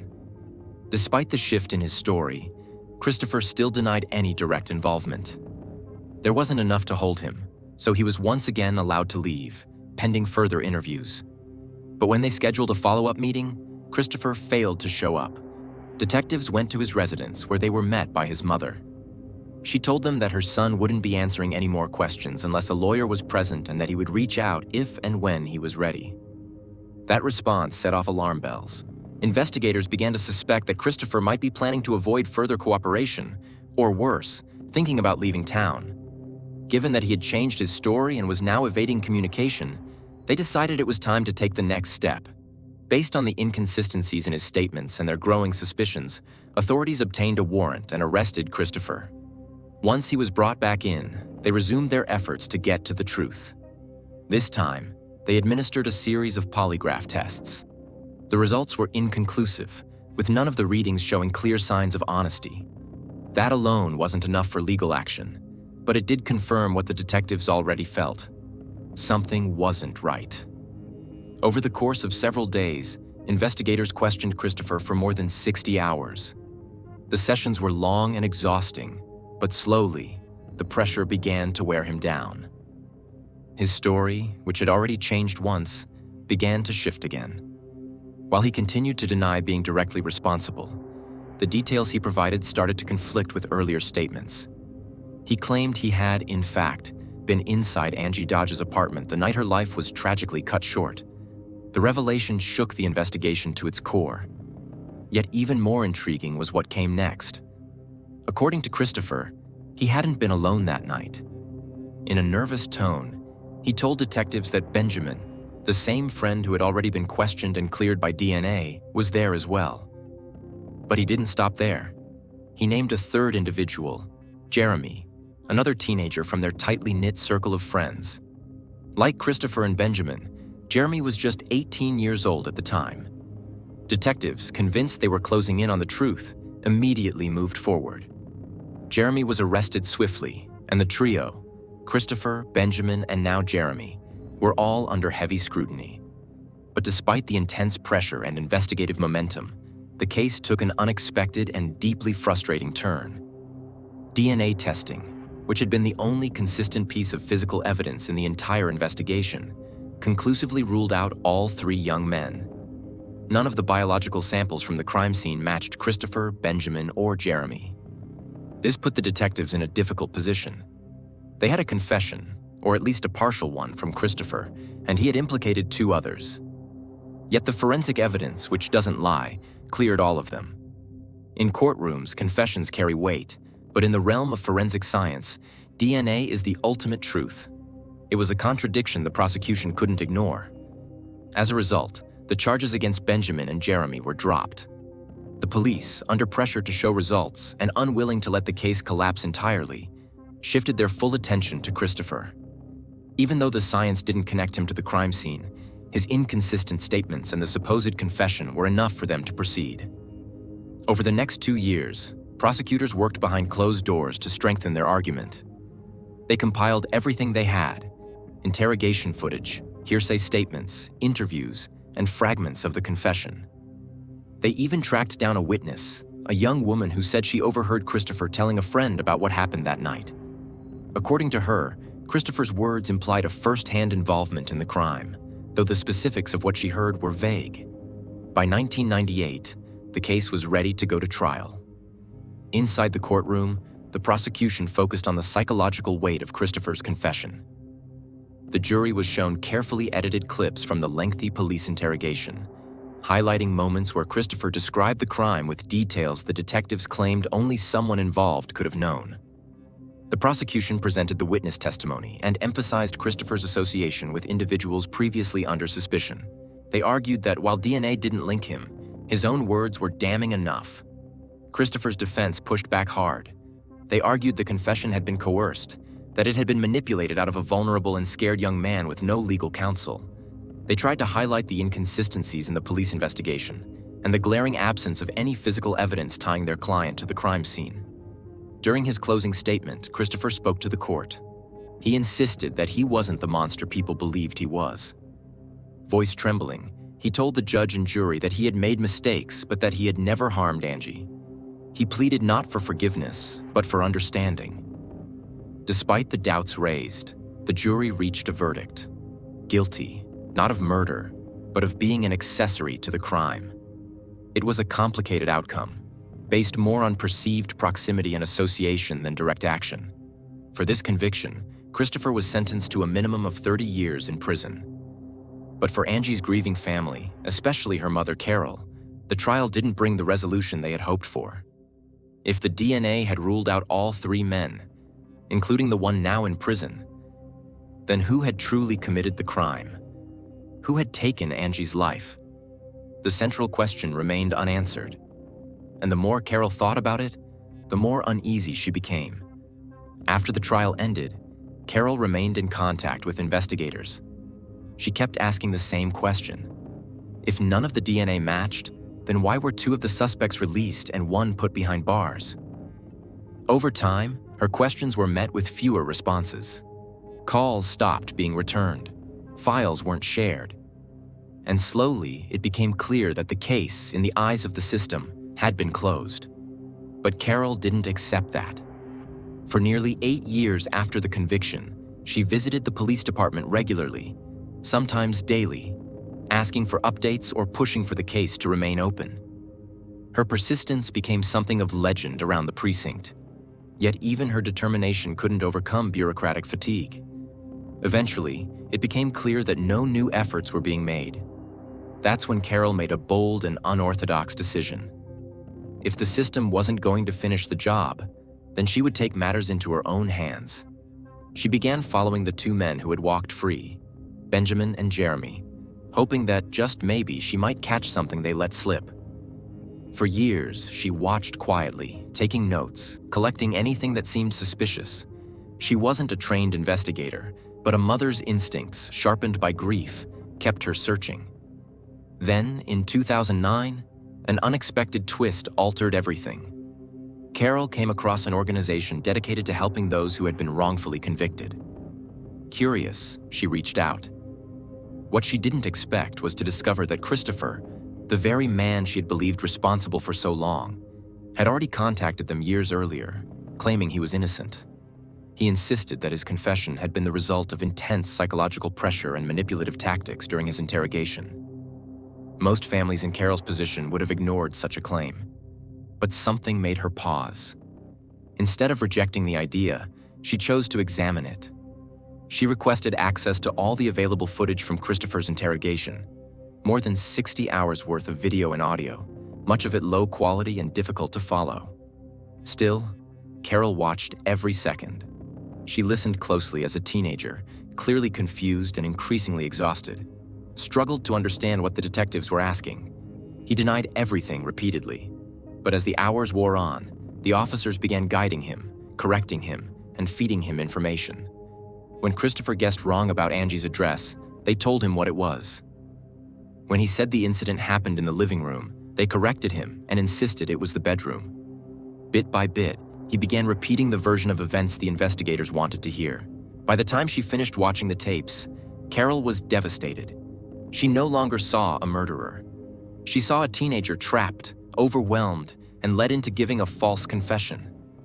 The anger she had carried for over a decade now turned toward the system that had failed both her daughter and possibly a young man who had nothing to do with her death. Refusing to let the injustice stand, Carol reached out to Christopher's new defense attorney, who had already been working for years to appeal the conviction. They began communicating regularly, sharing information, and ultimately joining forces in a renewed search for the truth. As Christopher's legal team pushed forward in their effort to overturn his conviction, one critical element of the original case stood out like a red flag: the so-called witness whose testimony had helped send him to prison nearly 2 decades earlier. This individual had claimed under oath that she had overheard Christopher confessing to Angie Dodge's murder. It was a key piece of the prosecution's case at the time, especially in the absence of DNA evidence linking him to the crime. Determined to challenge the integrity of that testimony, Christopher's attorney tracked down the woman who had made the statement. What followed was a series of conversations that would prove to be both revealing and troubling. Over time, the woman began to back away from her earlier claim. She stated that she might have misunderstood what she had heard, or worse, felt pressured to make the statement more damning than it really was. The defense team now had more than just doubts about the confession. They had new reasons to believe that parts of the case had been built on shaky ground. With mounting inconsistencies, the legal team filed an appeal. After years of setbacks, the case finally returned to court. And then, in 2017, 19 years after Christopher was first convicted, a judge made a historic ruling. the charges were officially dropped. Although Christopher was technically still labeled a convicted murderer on paper, he was allowed to walk out of the courtroom a free man. But the moment that defined the day wasn't the sound of the gavel or the words spoken by the judge. It was when Angie's mother, who had once believed Christopher to be her daughter's killer, stood up, walked over to him, and embraced him. She then took his hand, and together, they left the courtroom side by side. It was an extraordinary scene of forgiveness, compassion, and an unwavering shared desire for truth. However, freedom wasn't the same as full justice. Christopher was no longer behind bars, but the label of murderer still lingered on his record. For both him and Angie's mother, that was unacceptable. They were united in their mission to fully clear his name and, even more importantly, to finally identify the person who had actually committed the crime that changed their lives forever. By this point, most of the original investigators had retired. The case was now under the care of a new lead detective, someone unconnected to the missteps of the past and genuinely committed to uncovering the truth. This new detective didn't just accept the old findings. He began his own thorough reinvestigation. With Angie's mother and Christopher now essentially acting as unofficial co-investigators, they formed an unlikely alliance centered on one hope: that advances in DNA technology might succeed where human investigation had previously failed.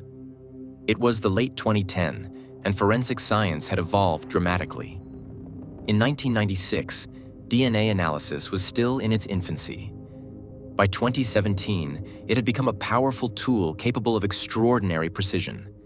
Several samples from the original crime scene had been preserved in evidence storage.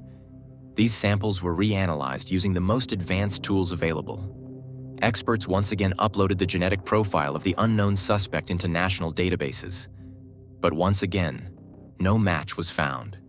The frustration was immense. But this time, no one was giving up. Then came the breakthrough they had been hoping for. In 2018, the investigation took a new direction. Detectives partnered with Ardan Nanolabs, a company that had pioneered the use of genetic genealogy, a method that uses open-source DNA databases to build family trees based on genetic similarities. Millions of people upload their DNA to these services every year, hoping to learn about their ancestry or connect with distant relatives. Law enforcement had begun to use these public databases to track down elusive suspects in cold cases. Now, it was Angie's case that would benefit. With patience and meticulous work, the genealogists working with Ardan identified a couple, an older husband and wife, who had 6 male descendants. All 6 men had either lived in Idaho or spent time there during the 1990s, making them potential candidates. One by one, police located and interviewed them. Each agreed to submit a DNA sample. And one by one, they were ruled out. Still, the detectives didn't walk away. They dug deeper into the family's history, building out additional branches of the tree. Finally, they discovered one individual who stood out: a man named Brian Drips. At first, he had been missed for one important reason. He had been adopted as a child and had taken on a different last name, making him much harder to trace through conventional means. This new lead felt different. Investigators began quietly looking into Drips's background. They discovered that back in 1996, he had lived directly across the street from Angie Dodge's apartment. He had even been interviewed by police during the original investigation, but for reasons still unclear, he had never been treated as a serious suspect. Detectives also learned that Drips had experienced a significant personal upheaval not long after Angie's death. His marriage had ended, and he'd quietly moved out of state. This time, detectives moved forward carefully. They had no interest in repeating the mistakes of the past. They placed Drips under discreet surveillance, waiting for a moment where they could obtain a discarded item for DNA testing without his knowledge. That opportunity came when Drips flicked a cigarette butt out of his car window. Investigators collected it, sent it to the lab, and waited. When the results came back, they confirmed what everyone had hoped for: a perfect match. After more than 2 decades of confusion, false leads, and emotional turmoil, police finally had the identity of the man who had left his DNA at the scene of Angie Dodge's murder. Brian Drips was arrested without incident and taken in for questioning.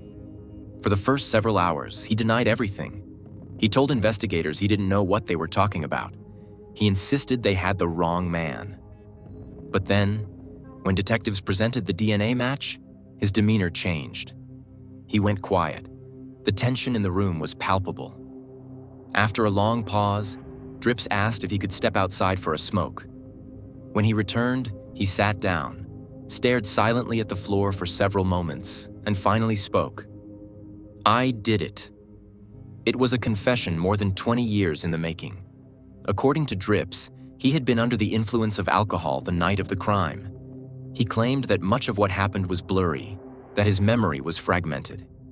He didn't offer many specific details, but the core fact was undeniable. He had admitted to being the person responsible. With his confession and the DNA evidence now in hand, prosecutors charged Brian Drips with the murder of Angie Dodge. Christopher's name, which had carried a false weight for years, was finally and officially cleared, not just in the public eye, but in the eyes of the law. The wheels of justice, however, turned slowly. Drips's trial didn't begin until February 2021, several years after his arrest. In court, he maintained his confession. He did not attempt to retract it or present an alternative story. He acknowledged the truth of what he had told investigators during questioning. During the final stages of his prosecution, Brian Drips offered a defense that many saw as both evasive and hollow.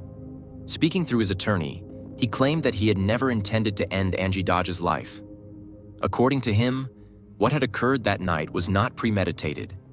He insisted that everything had spiraled out of control and that his actions were the result of intoxication and confusion, not malice.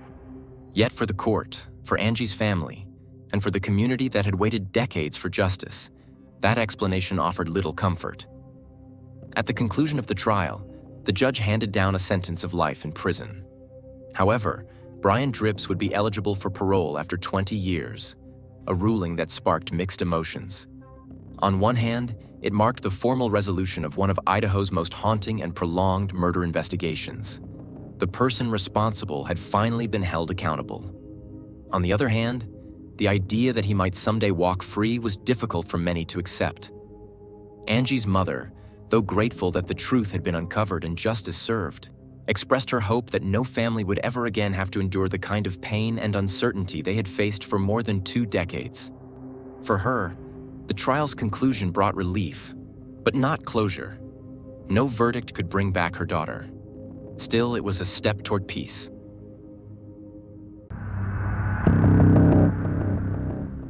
It was a night that shattered more than just one life. A night that would leave emotional scars lasting for years. When detectives arrived at Mark's Landing, they were met with a scene that was both heartbreaking and baffling. Kelly Brennan's lay under the dim glow of the moon near the windswept dunes.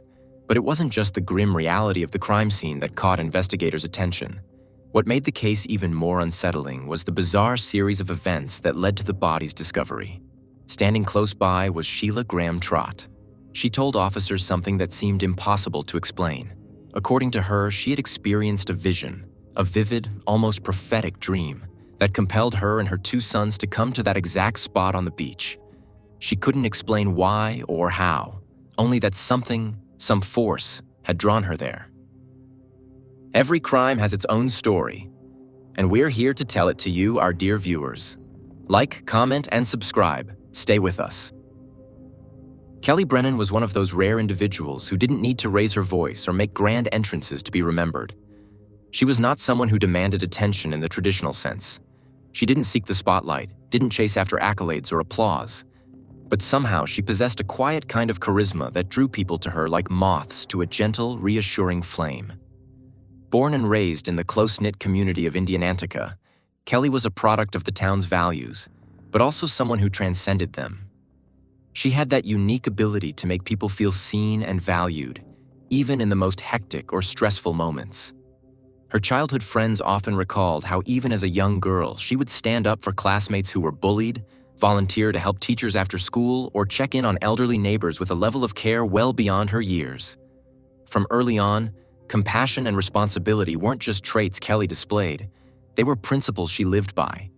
As she grew older, Kelly's path led her naturally into the field of healthcare, where her instincts for empathy and service could flourish. She chose to become a nurse, and not just any nurse, but one who set a gold standard. Her co-workers would often say that when Kelly was on a shift, things just felt more manageable, calmer, safer, even in the most chaotic situations. Her patients didn't just remember her name, they asked for her by it. Many said that her voice, calm and steady, had a therapeutic quality all its own, and that her mere presence could ease fear and confusion during times of great vulnerability. Kelly was known not only for her clinical skill and composure, but also for her mentorship. She took new nurses under her wing, offering them the kind of support that wasn't written in training manuals. She understood the emotional toll the job could take and made sure her colleagues never felt alone in their challenges. To them, Kelly wasn't just a teammate. She was a source of strength, a guiding light in the often intense environment of emergency rooms and intensive care units. Outside of her demanding work schedule, which often included long overnight shifts and back-to-back weekends, Kelly still found time to contribute to her community in deeply meaningful ways. Her compassion extended far beyond the hospital walls. She regularly volunteered at local shelters, offering basic health checks to people experiencing homelessness and lending a listening ear to those who needed more than just medical care. Friends who truly knew Kelly often described her as someone with a radiant exterior and a soul that had endured more than most would ever guess. Beneath her outward cheerfulness was a woman who had weathered her share of disappointments and quietly fought to reclaim peace and purpose in her life. By the time she reached her early 40s, Kelly had crafted a life that, to an outsider, looked stable, productive, and even enviable. But privately, she often admitted that something was still missing: a depth of connection, a sense of shared purpose, and perhaps a kind of partnership she hadn't yet experienced. It was during this period of searching and personal growth that Kelly encountered Dan Trott, a man who seemed to embody many of the traits she valued. Dan was not just a casual acquaintance. He was a well-known figure in Indianantic's civic life, a former mayor who had, for years, enjoyed public visibility and private influence. However, Dan came with a history of his own, one that the community hadn't forgotten. Though he was legally separated from his wife, Sheila Graham Trott, the separation was recent enough that the details remained a subject of murmured speculation at local gatherings and whispered exchanges in grocery store aisles. Still, Kelly was never one to live by others' opinions. Her closest friends would later recall her saying that she wasn't chasing a fantasy, but rather pursuing something that felt genuine. She believed in second chances, not just for herself, but for others too. Publicly, their relationship appeared to blossom.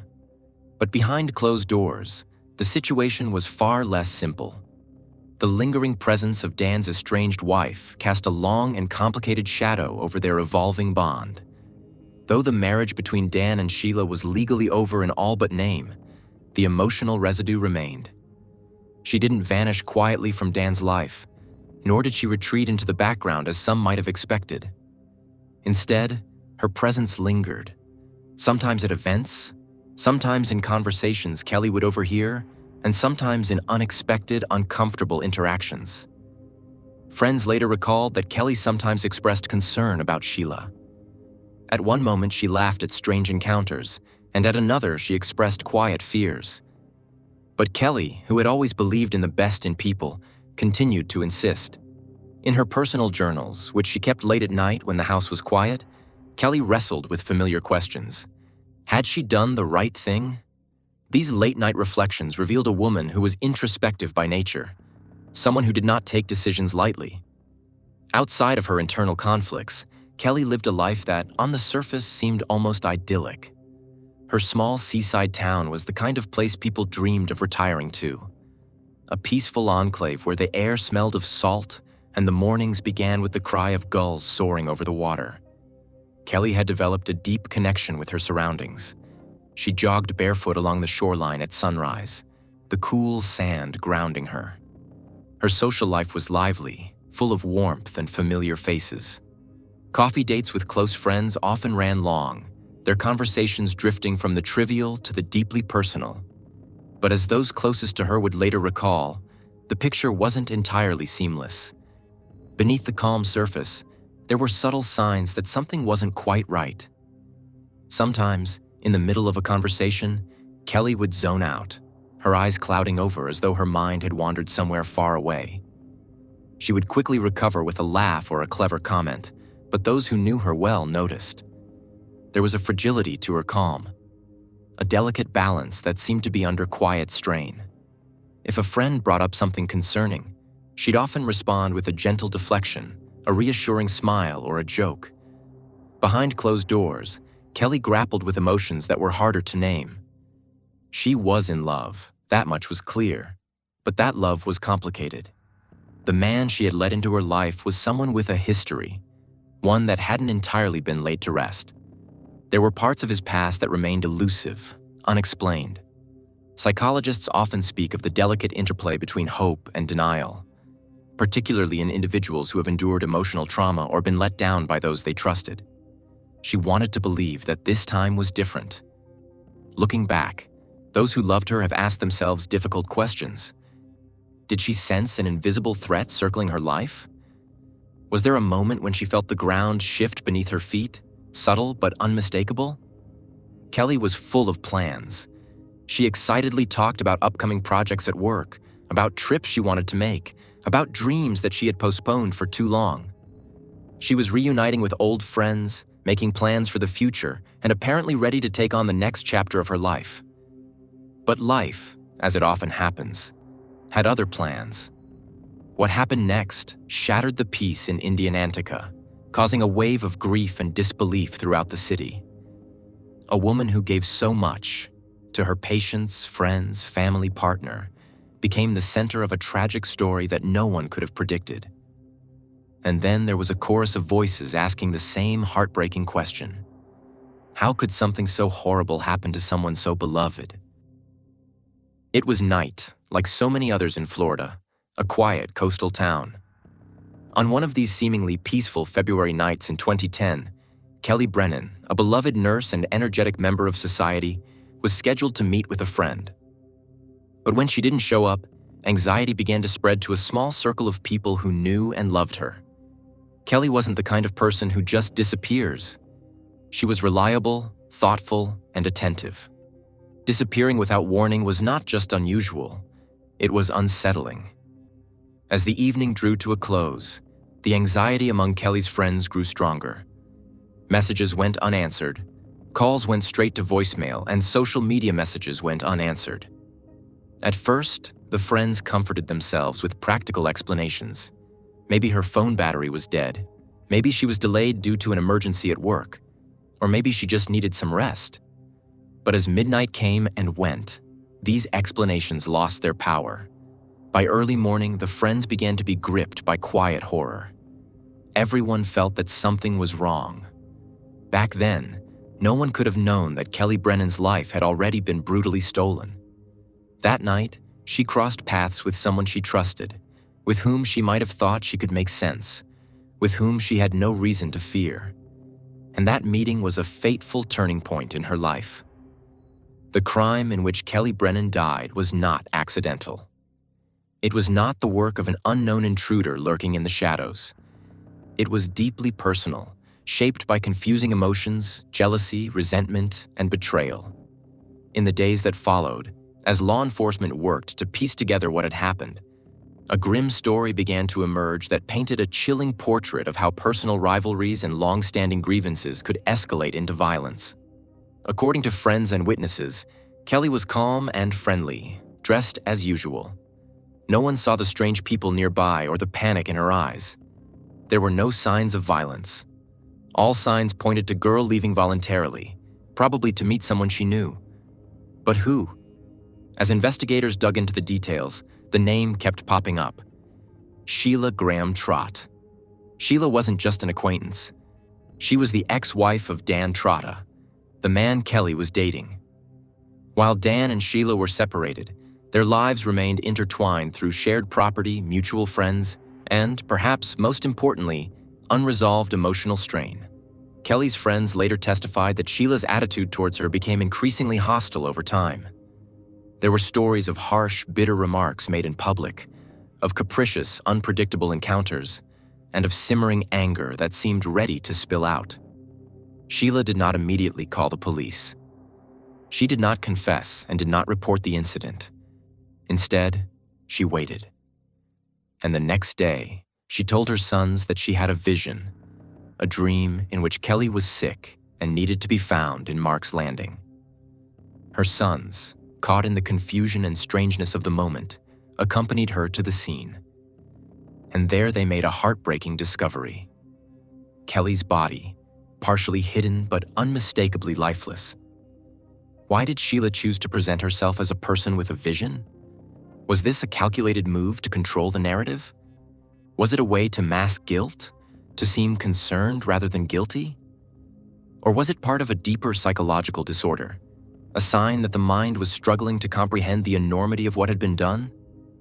Experts on criminal behavior note that some people, faced with the consequences of an extreme act, go to great lengths to cover their tracks, not always out of cold calculation, but sometimes out of denial, shame, or panic. Sheila's actions in the hours following the crime added layers of complexity that investigators will have to carefully unravel. What followed was a tense and emotionally fraught series of events. Sheila's mother, alarmed by her daughter's strange behavior and implausible story, called the police that night, informing them that something terrible had happened and that Sheila might be involved. By the time law enforcement arrived at the beach, the pieces of the puzzle had already begun to take shape. For the people of Indianantic, the news spread like wildfire. A community that had previously considered itself largely immune to violence is now confronted with a horrific truth. One has been captured in a senseless, deeply personal act of brutality. Kelly Brennan, a nurse who cared for countless people, a friend who lifted up others, a woman who dedicated her life to helping those around her, is gone. And the person responsible for this was not a stranger from the outside, but someone from their own community. Emotional shock spilled out, reaching hospital colleagues, neighbors, old school friends, and many people whose lives Kelly touched. Memorial vigils were held, candles were lit, and tributes were showered with a portrait of the woman who meant so much to so many people. However, there was also a growing demand for answers behind the public mourning. Why didn't anyone see this coming? And what will the investigation reveal about the hidden tensions and betrayals that led to this horrific outcome? The investigation that followed revealed layer after layer of betrayal, obsession, and heartbreak. And at the center of it all was a woman who claimed to have found a body, a woman whose alleged vision investigators believe was not a psychic epiphany, but the key to solving a carefully veiled crime. A night that destroyed not only one life, leaving scars that will last for years to come. When the detectives arrived at Mark's Landing that night, they were greeted with a scene that was both tragic and deeply perplexing. Kelly Brennan's lifeless, lying under the pale moonlight next to the dunes, was a silent witness to the attack that had taken place just hours earlier. But the investigators' attention was immediately drawn not only to the crime scene itself, but also to the strange, almost surreal chain of events that led to the discovery of the body. Standing nearby was Sheila Graham Trott, who told police that she had a vision, a vivid dream, something she said was inexplicable that led her and her sons to the place. She was accompanied by her 2 teenage sons who drove her there and, in their own words, had no idea what they were about to see. It was, by any standards, an extraordinary statement. And for experienced investigators, it immediately raised red flags. How could someone know exactly where to look if they weren't in some way connected to the crime?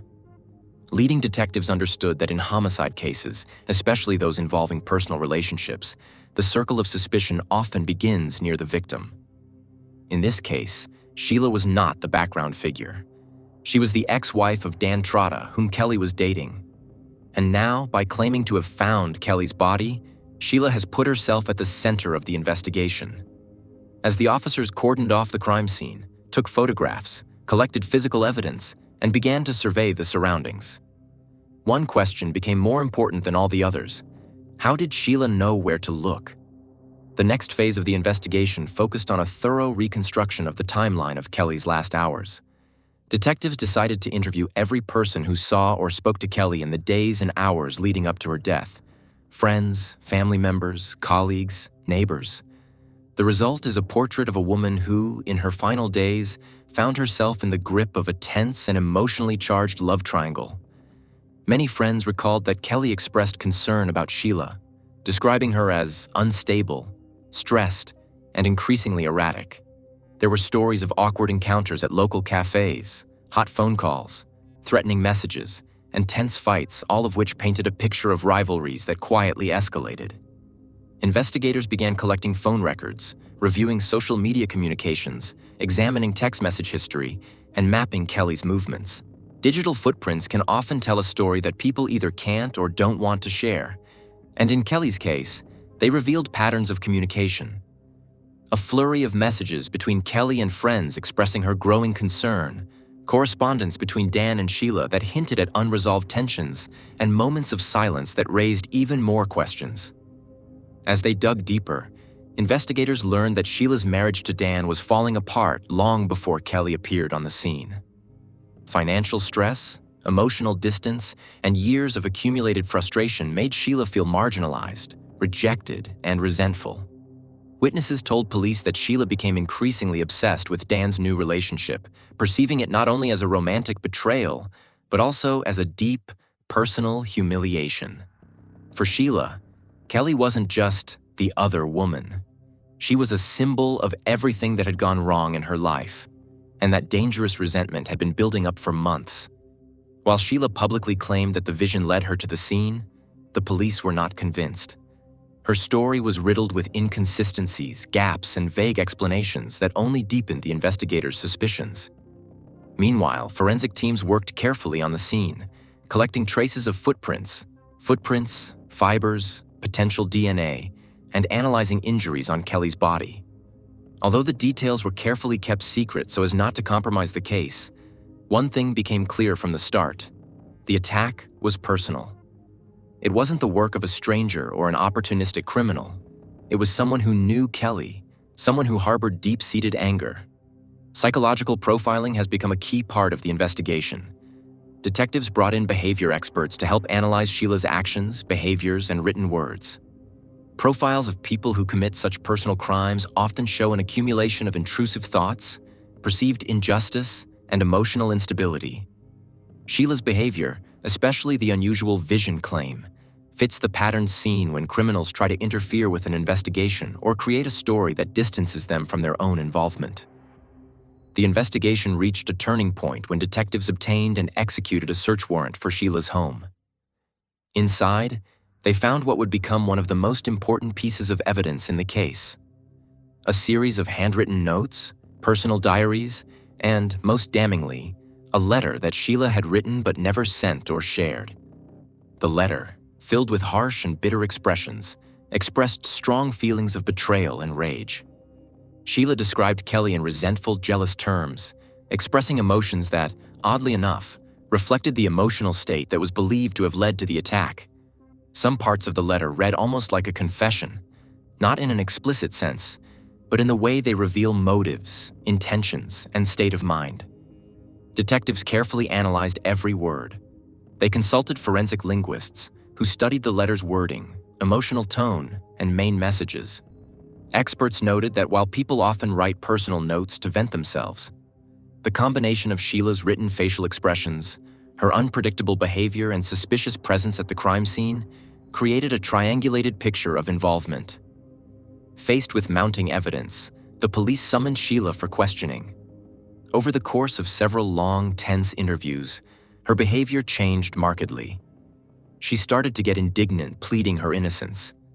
But as the investigators insisted on presenting her with inconsistencies in her testimony, the records they found, and the witness testimony they gathered, Sheila became defensive, then backed down, and finally quietly resigned. Throughout this time, she continued to deny direct involvement in Kelly's death.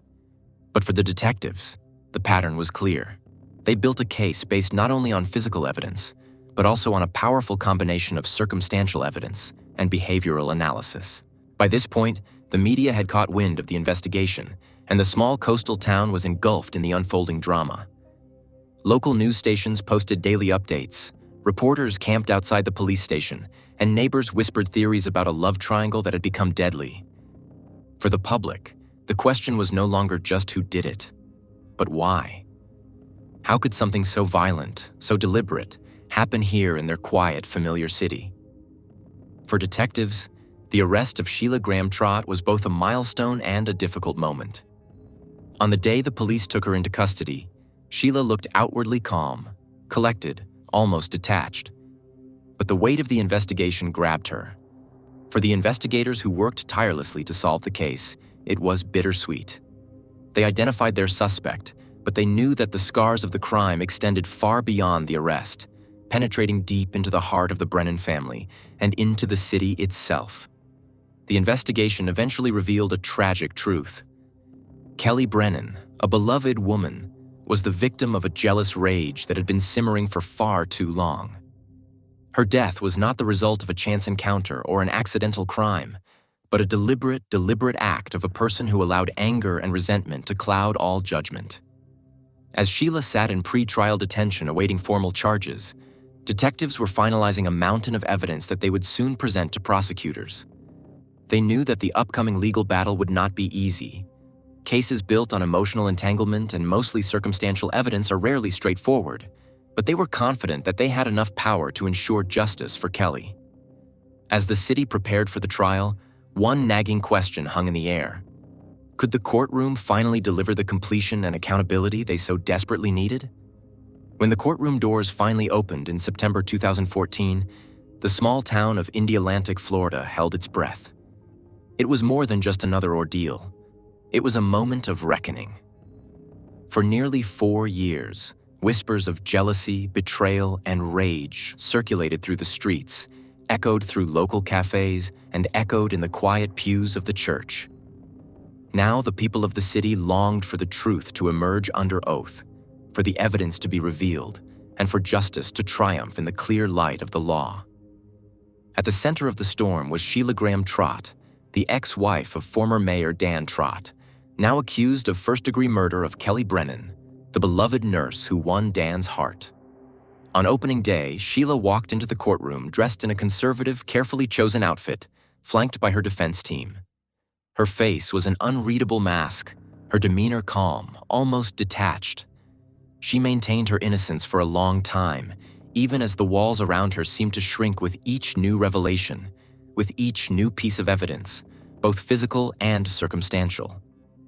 The prosecution's opening statement was carefully drafted, delivered by Assistant State Attorney Tom Hastings, who approached the jury with deliberate precision. Hastings led them through a gripping narrative. The story of a love triangle that escalated into tragedy. The story of Kelly and Dan's blossoming romance overshadowed by Sheila's festering resentment.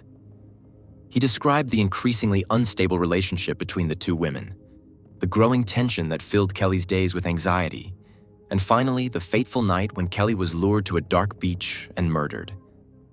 Hastings presented this act not as a crime of sudden, uncontrollable passion, but as a cold, calculated decision, a deliberate act born of jealousy that had grown into something deadly.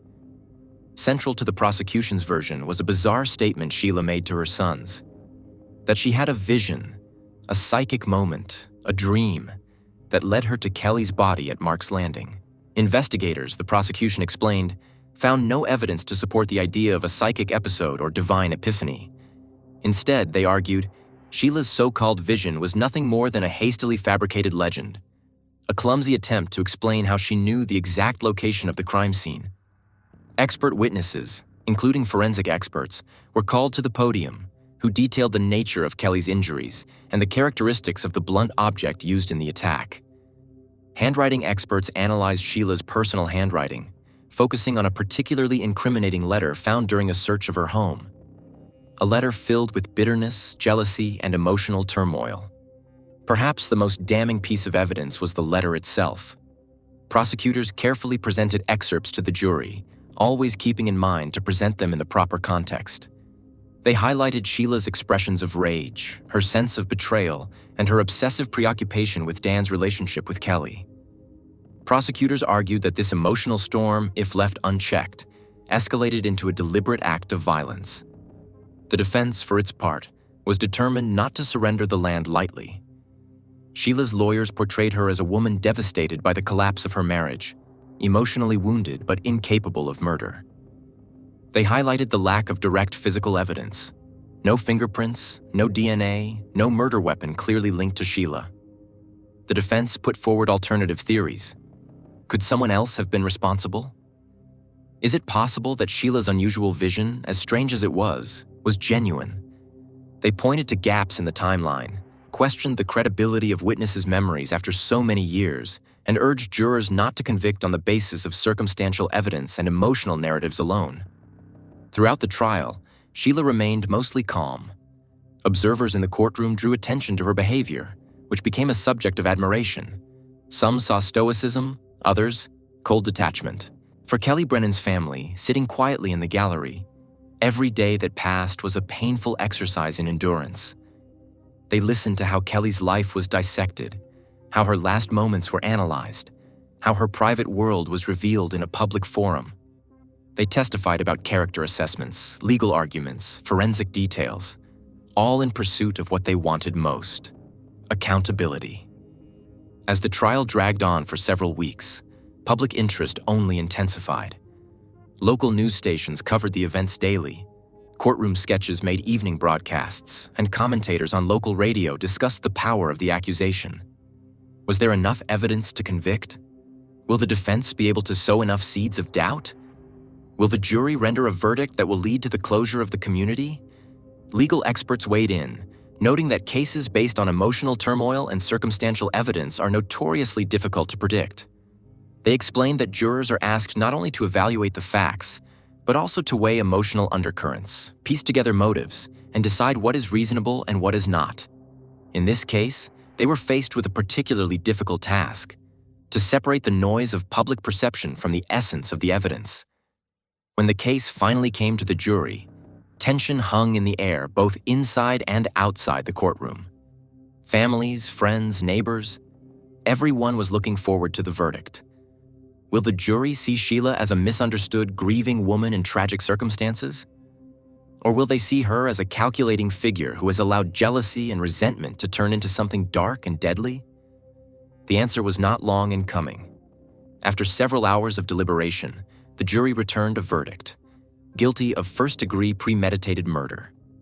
As the word echoed through the courtroom, emotions spilled to the surface. The Kelly family huddled together, tears streaming down their faces, relief and grief intertwined. Sheila, on the other hand, sat motionless, her expression unintelligible, as if the scale of the moment had not yet fully grasped her. The sentencing phase was short and, in a sense, anticlimax. Given the nature of the crime and the jury's decision, the outcome was clear. Sheila was sentenced to life in prison without the possibility of parole. It was a hard-fought victory for prosecutors, the culmination of years of thorough investigation, legal strategy, and tireless efforts. For Kelly's loved ones, it was bittersweet. Justice, perhaps, but not consummation. Neither the verdict nor the verdict could bring back the woman they lost. In the years that followed, Sheila continued to seek legal remedies to challenge her sentence. She appealed, arguing that her defense had been inadequate, that the evidence had been misinterpreted, and that the trial had been flawed. But in 2018, an appeals court upheld the sentence, closing the door to legal proceedings and leaving Sheila to serve a life sentence behind bars. The Kelly Brennan case remains one of the most memorable chapters in the history of Indialantic. It is a story of love that has gone bad, of emotions left unchecked, of psychological distress, and of a community forever changed by an act of violence that it could neither predict nor fully understand. But beyond the headlines and the drama in the courtroom, the heart of the story belongs to Kelly herself. Friends and family remember Kelly not for how she died, but for how she lived, with kindness, with generosity, with passion, and with a heart that was wide open to others. Her legacy is preserved not in the sterile language of court transcripts or the dry details of court decisions, but in the lives she touched and in the people who continue to speak her name with love, reverence, and sorrow. As Indialantic slowly moved forward after the tragedy, there was a general understanding that healing would take time, that the wounds left behind would not heal easily. But she also had a determination, a quiet, unwavering determination, to remember Kelly Brennan for who she really was. Not as a victim, not as a headline figure, but as a woman of power, warmth, and light.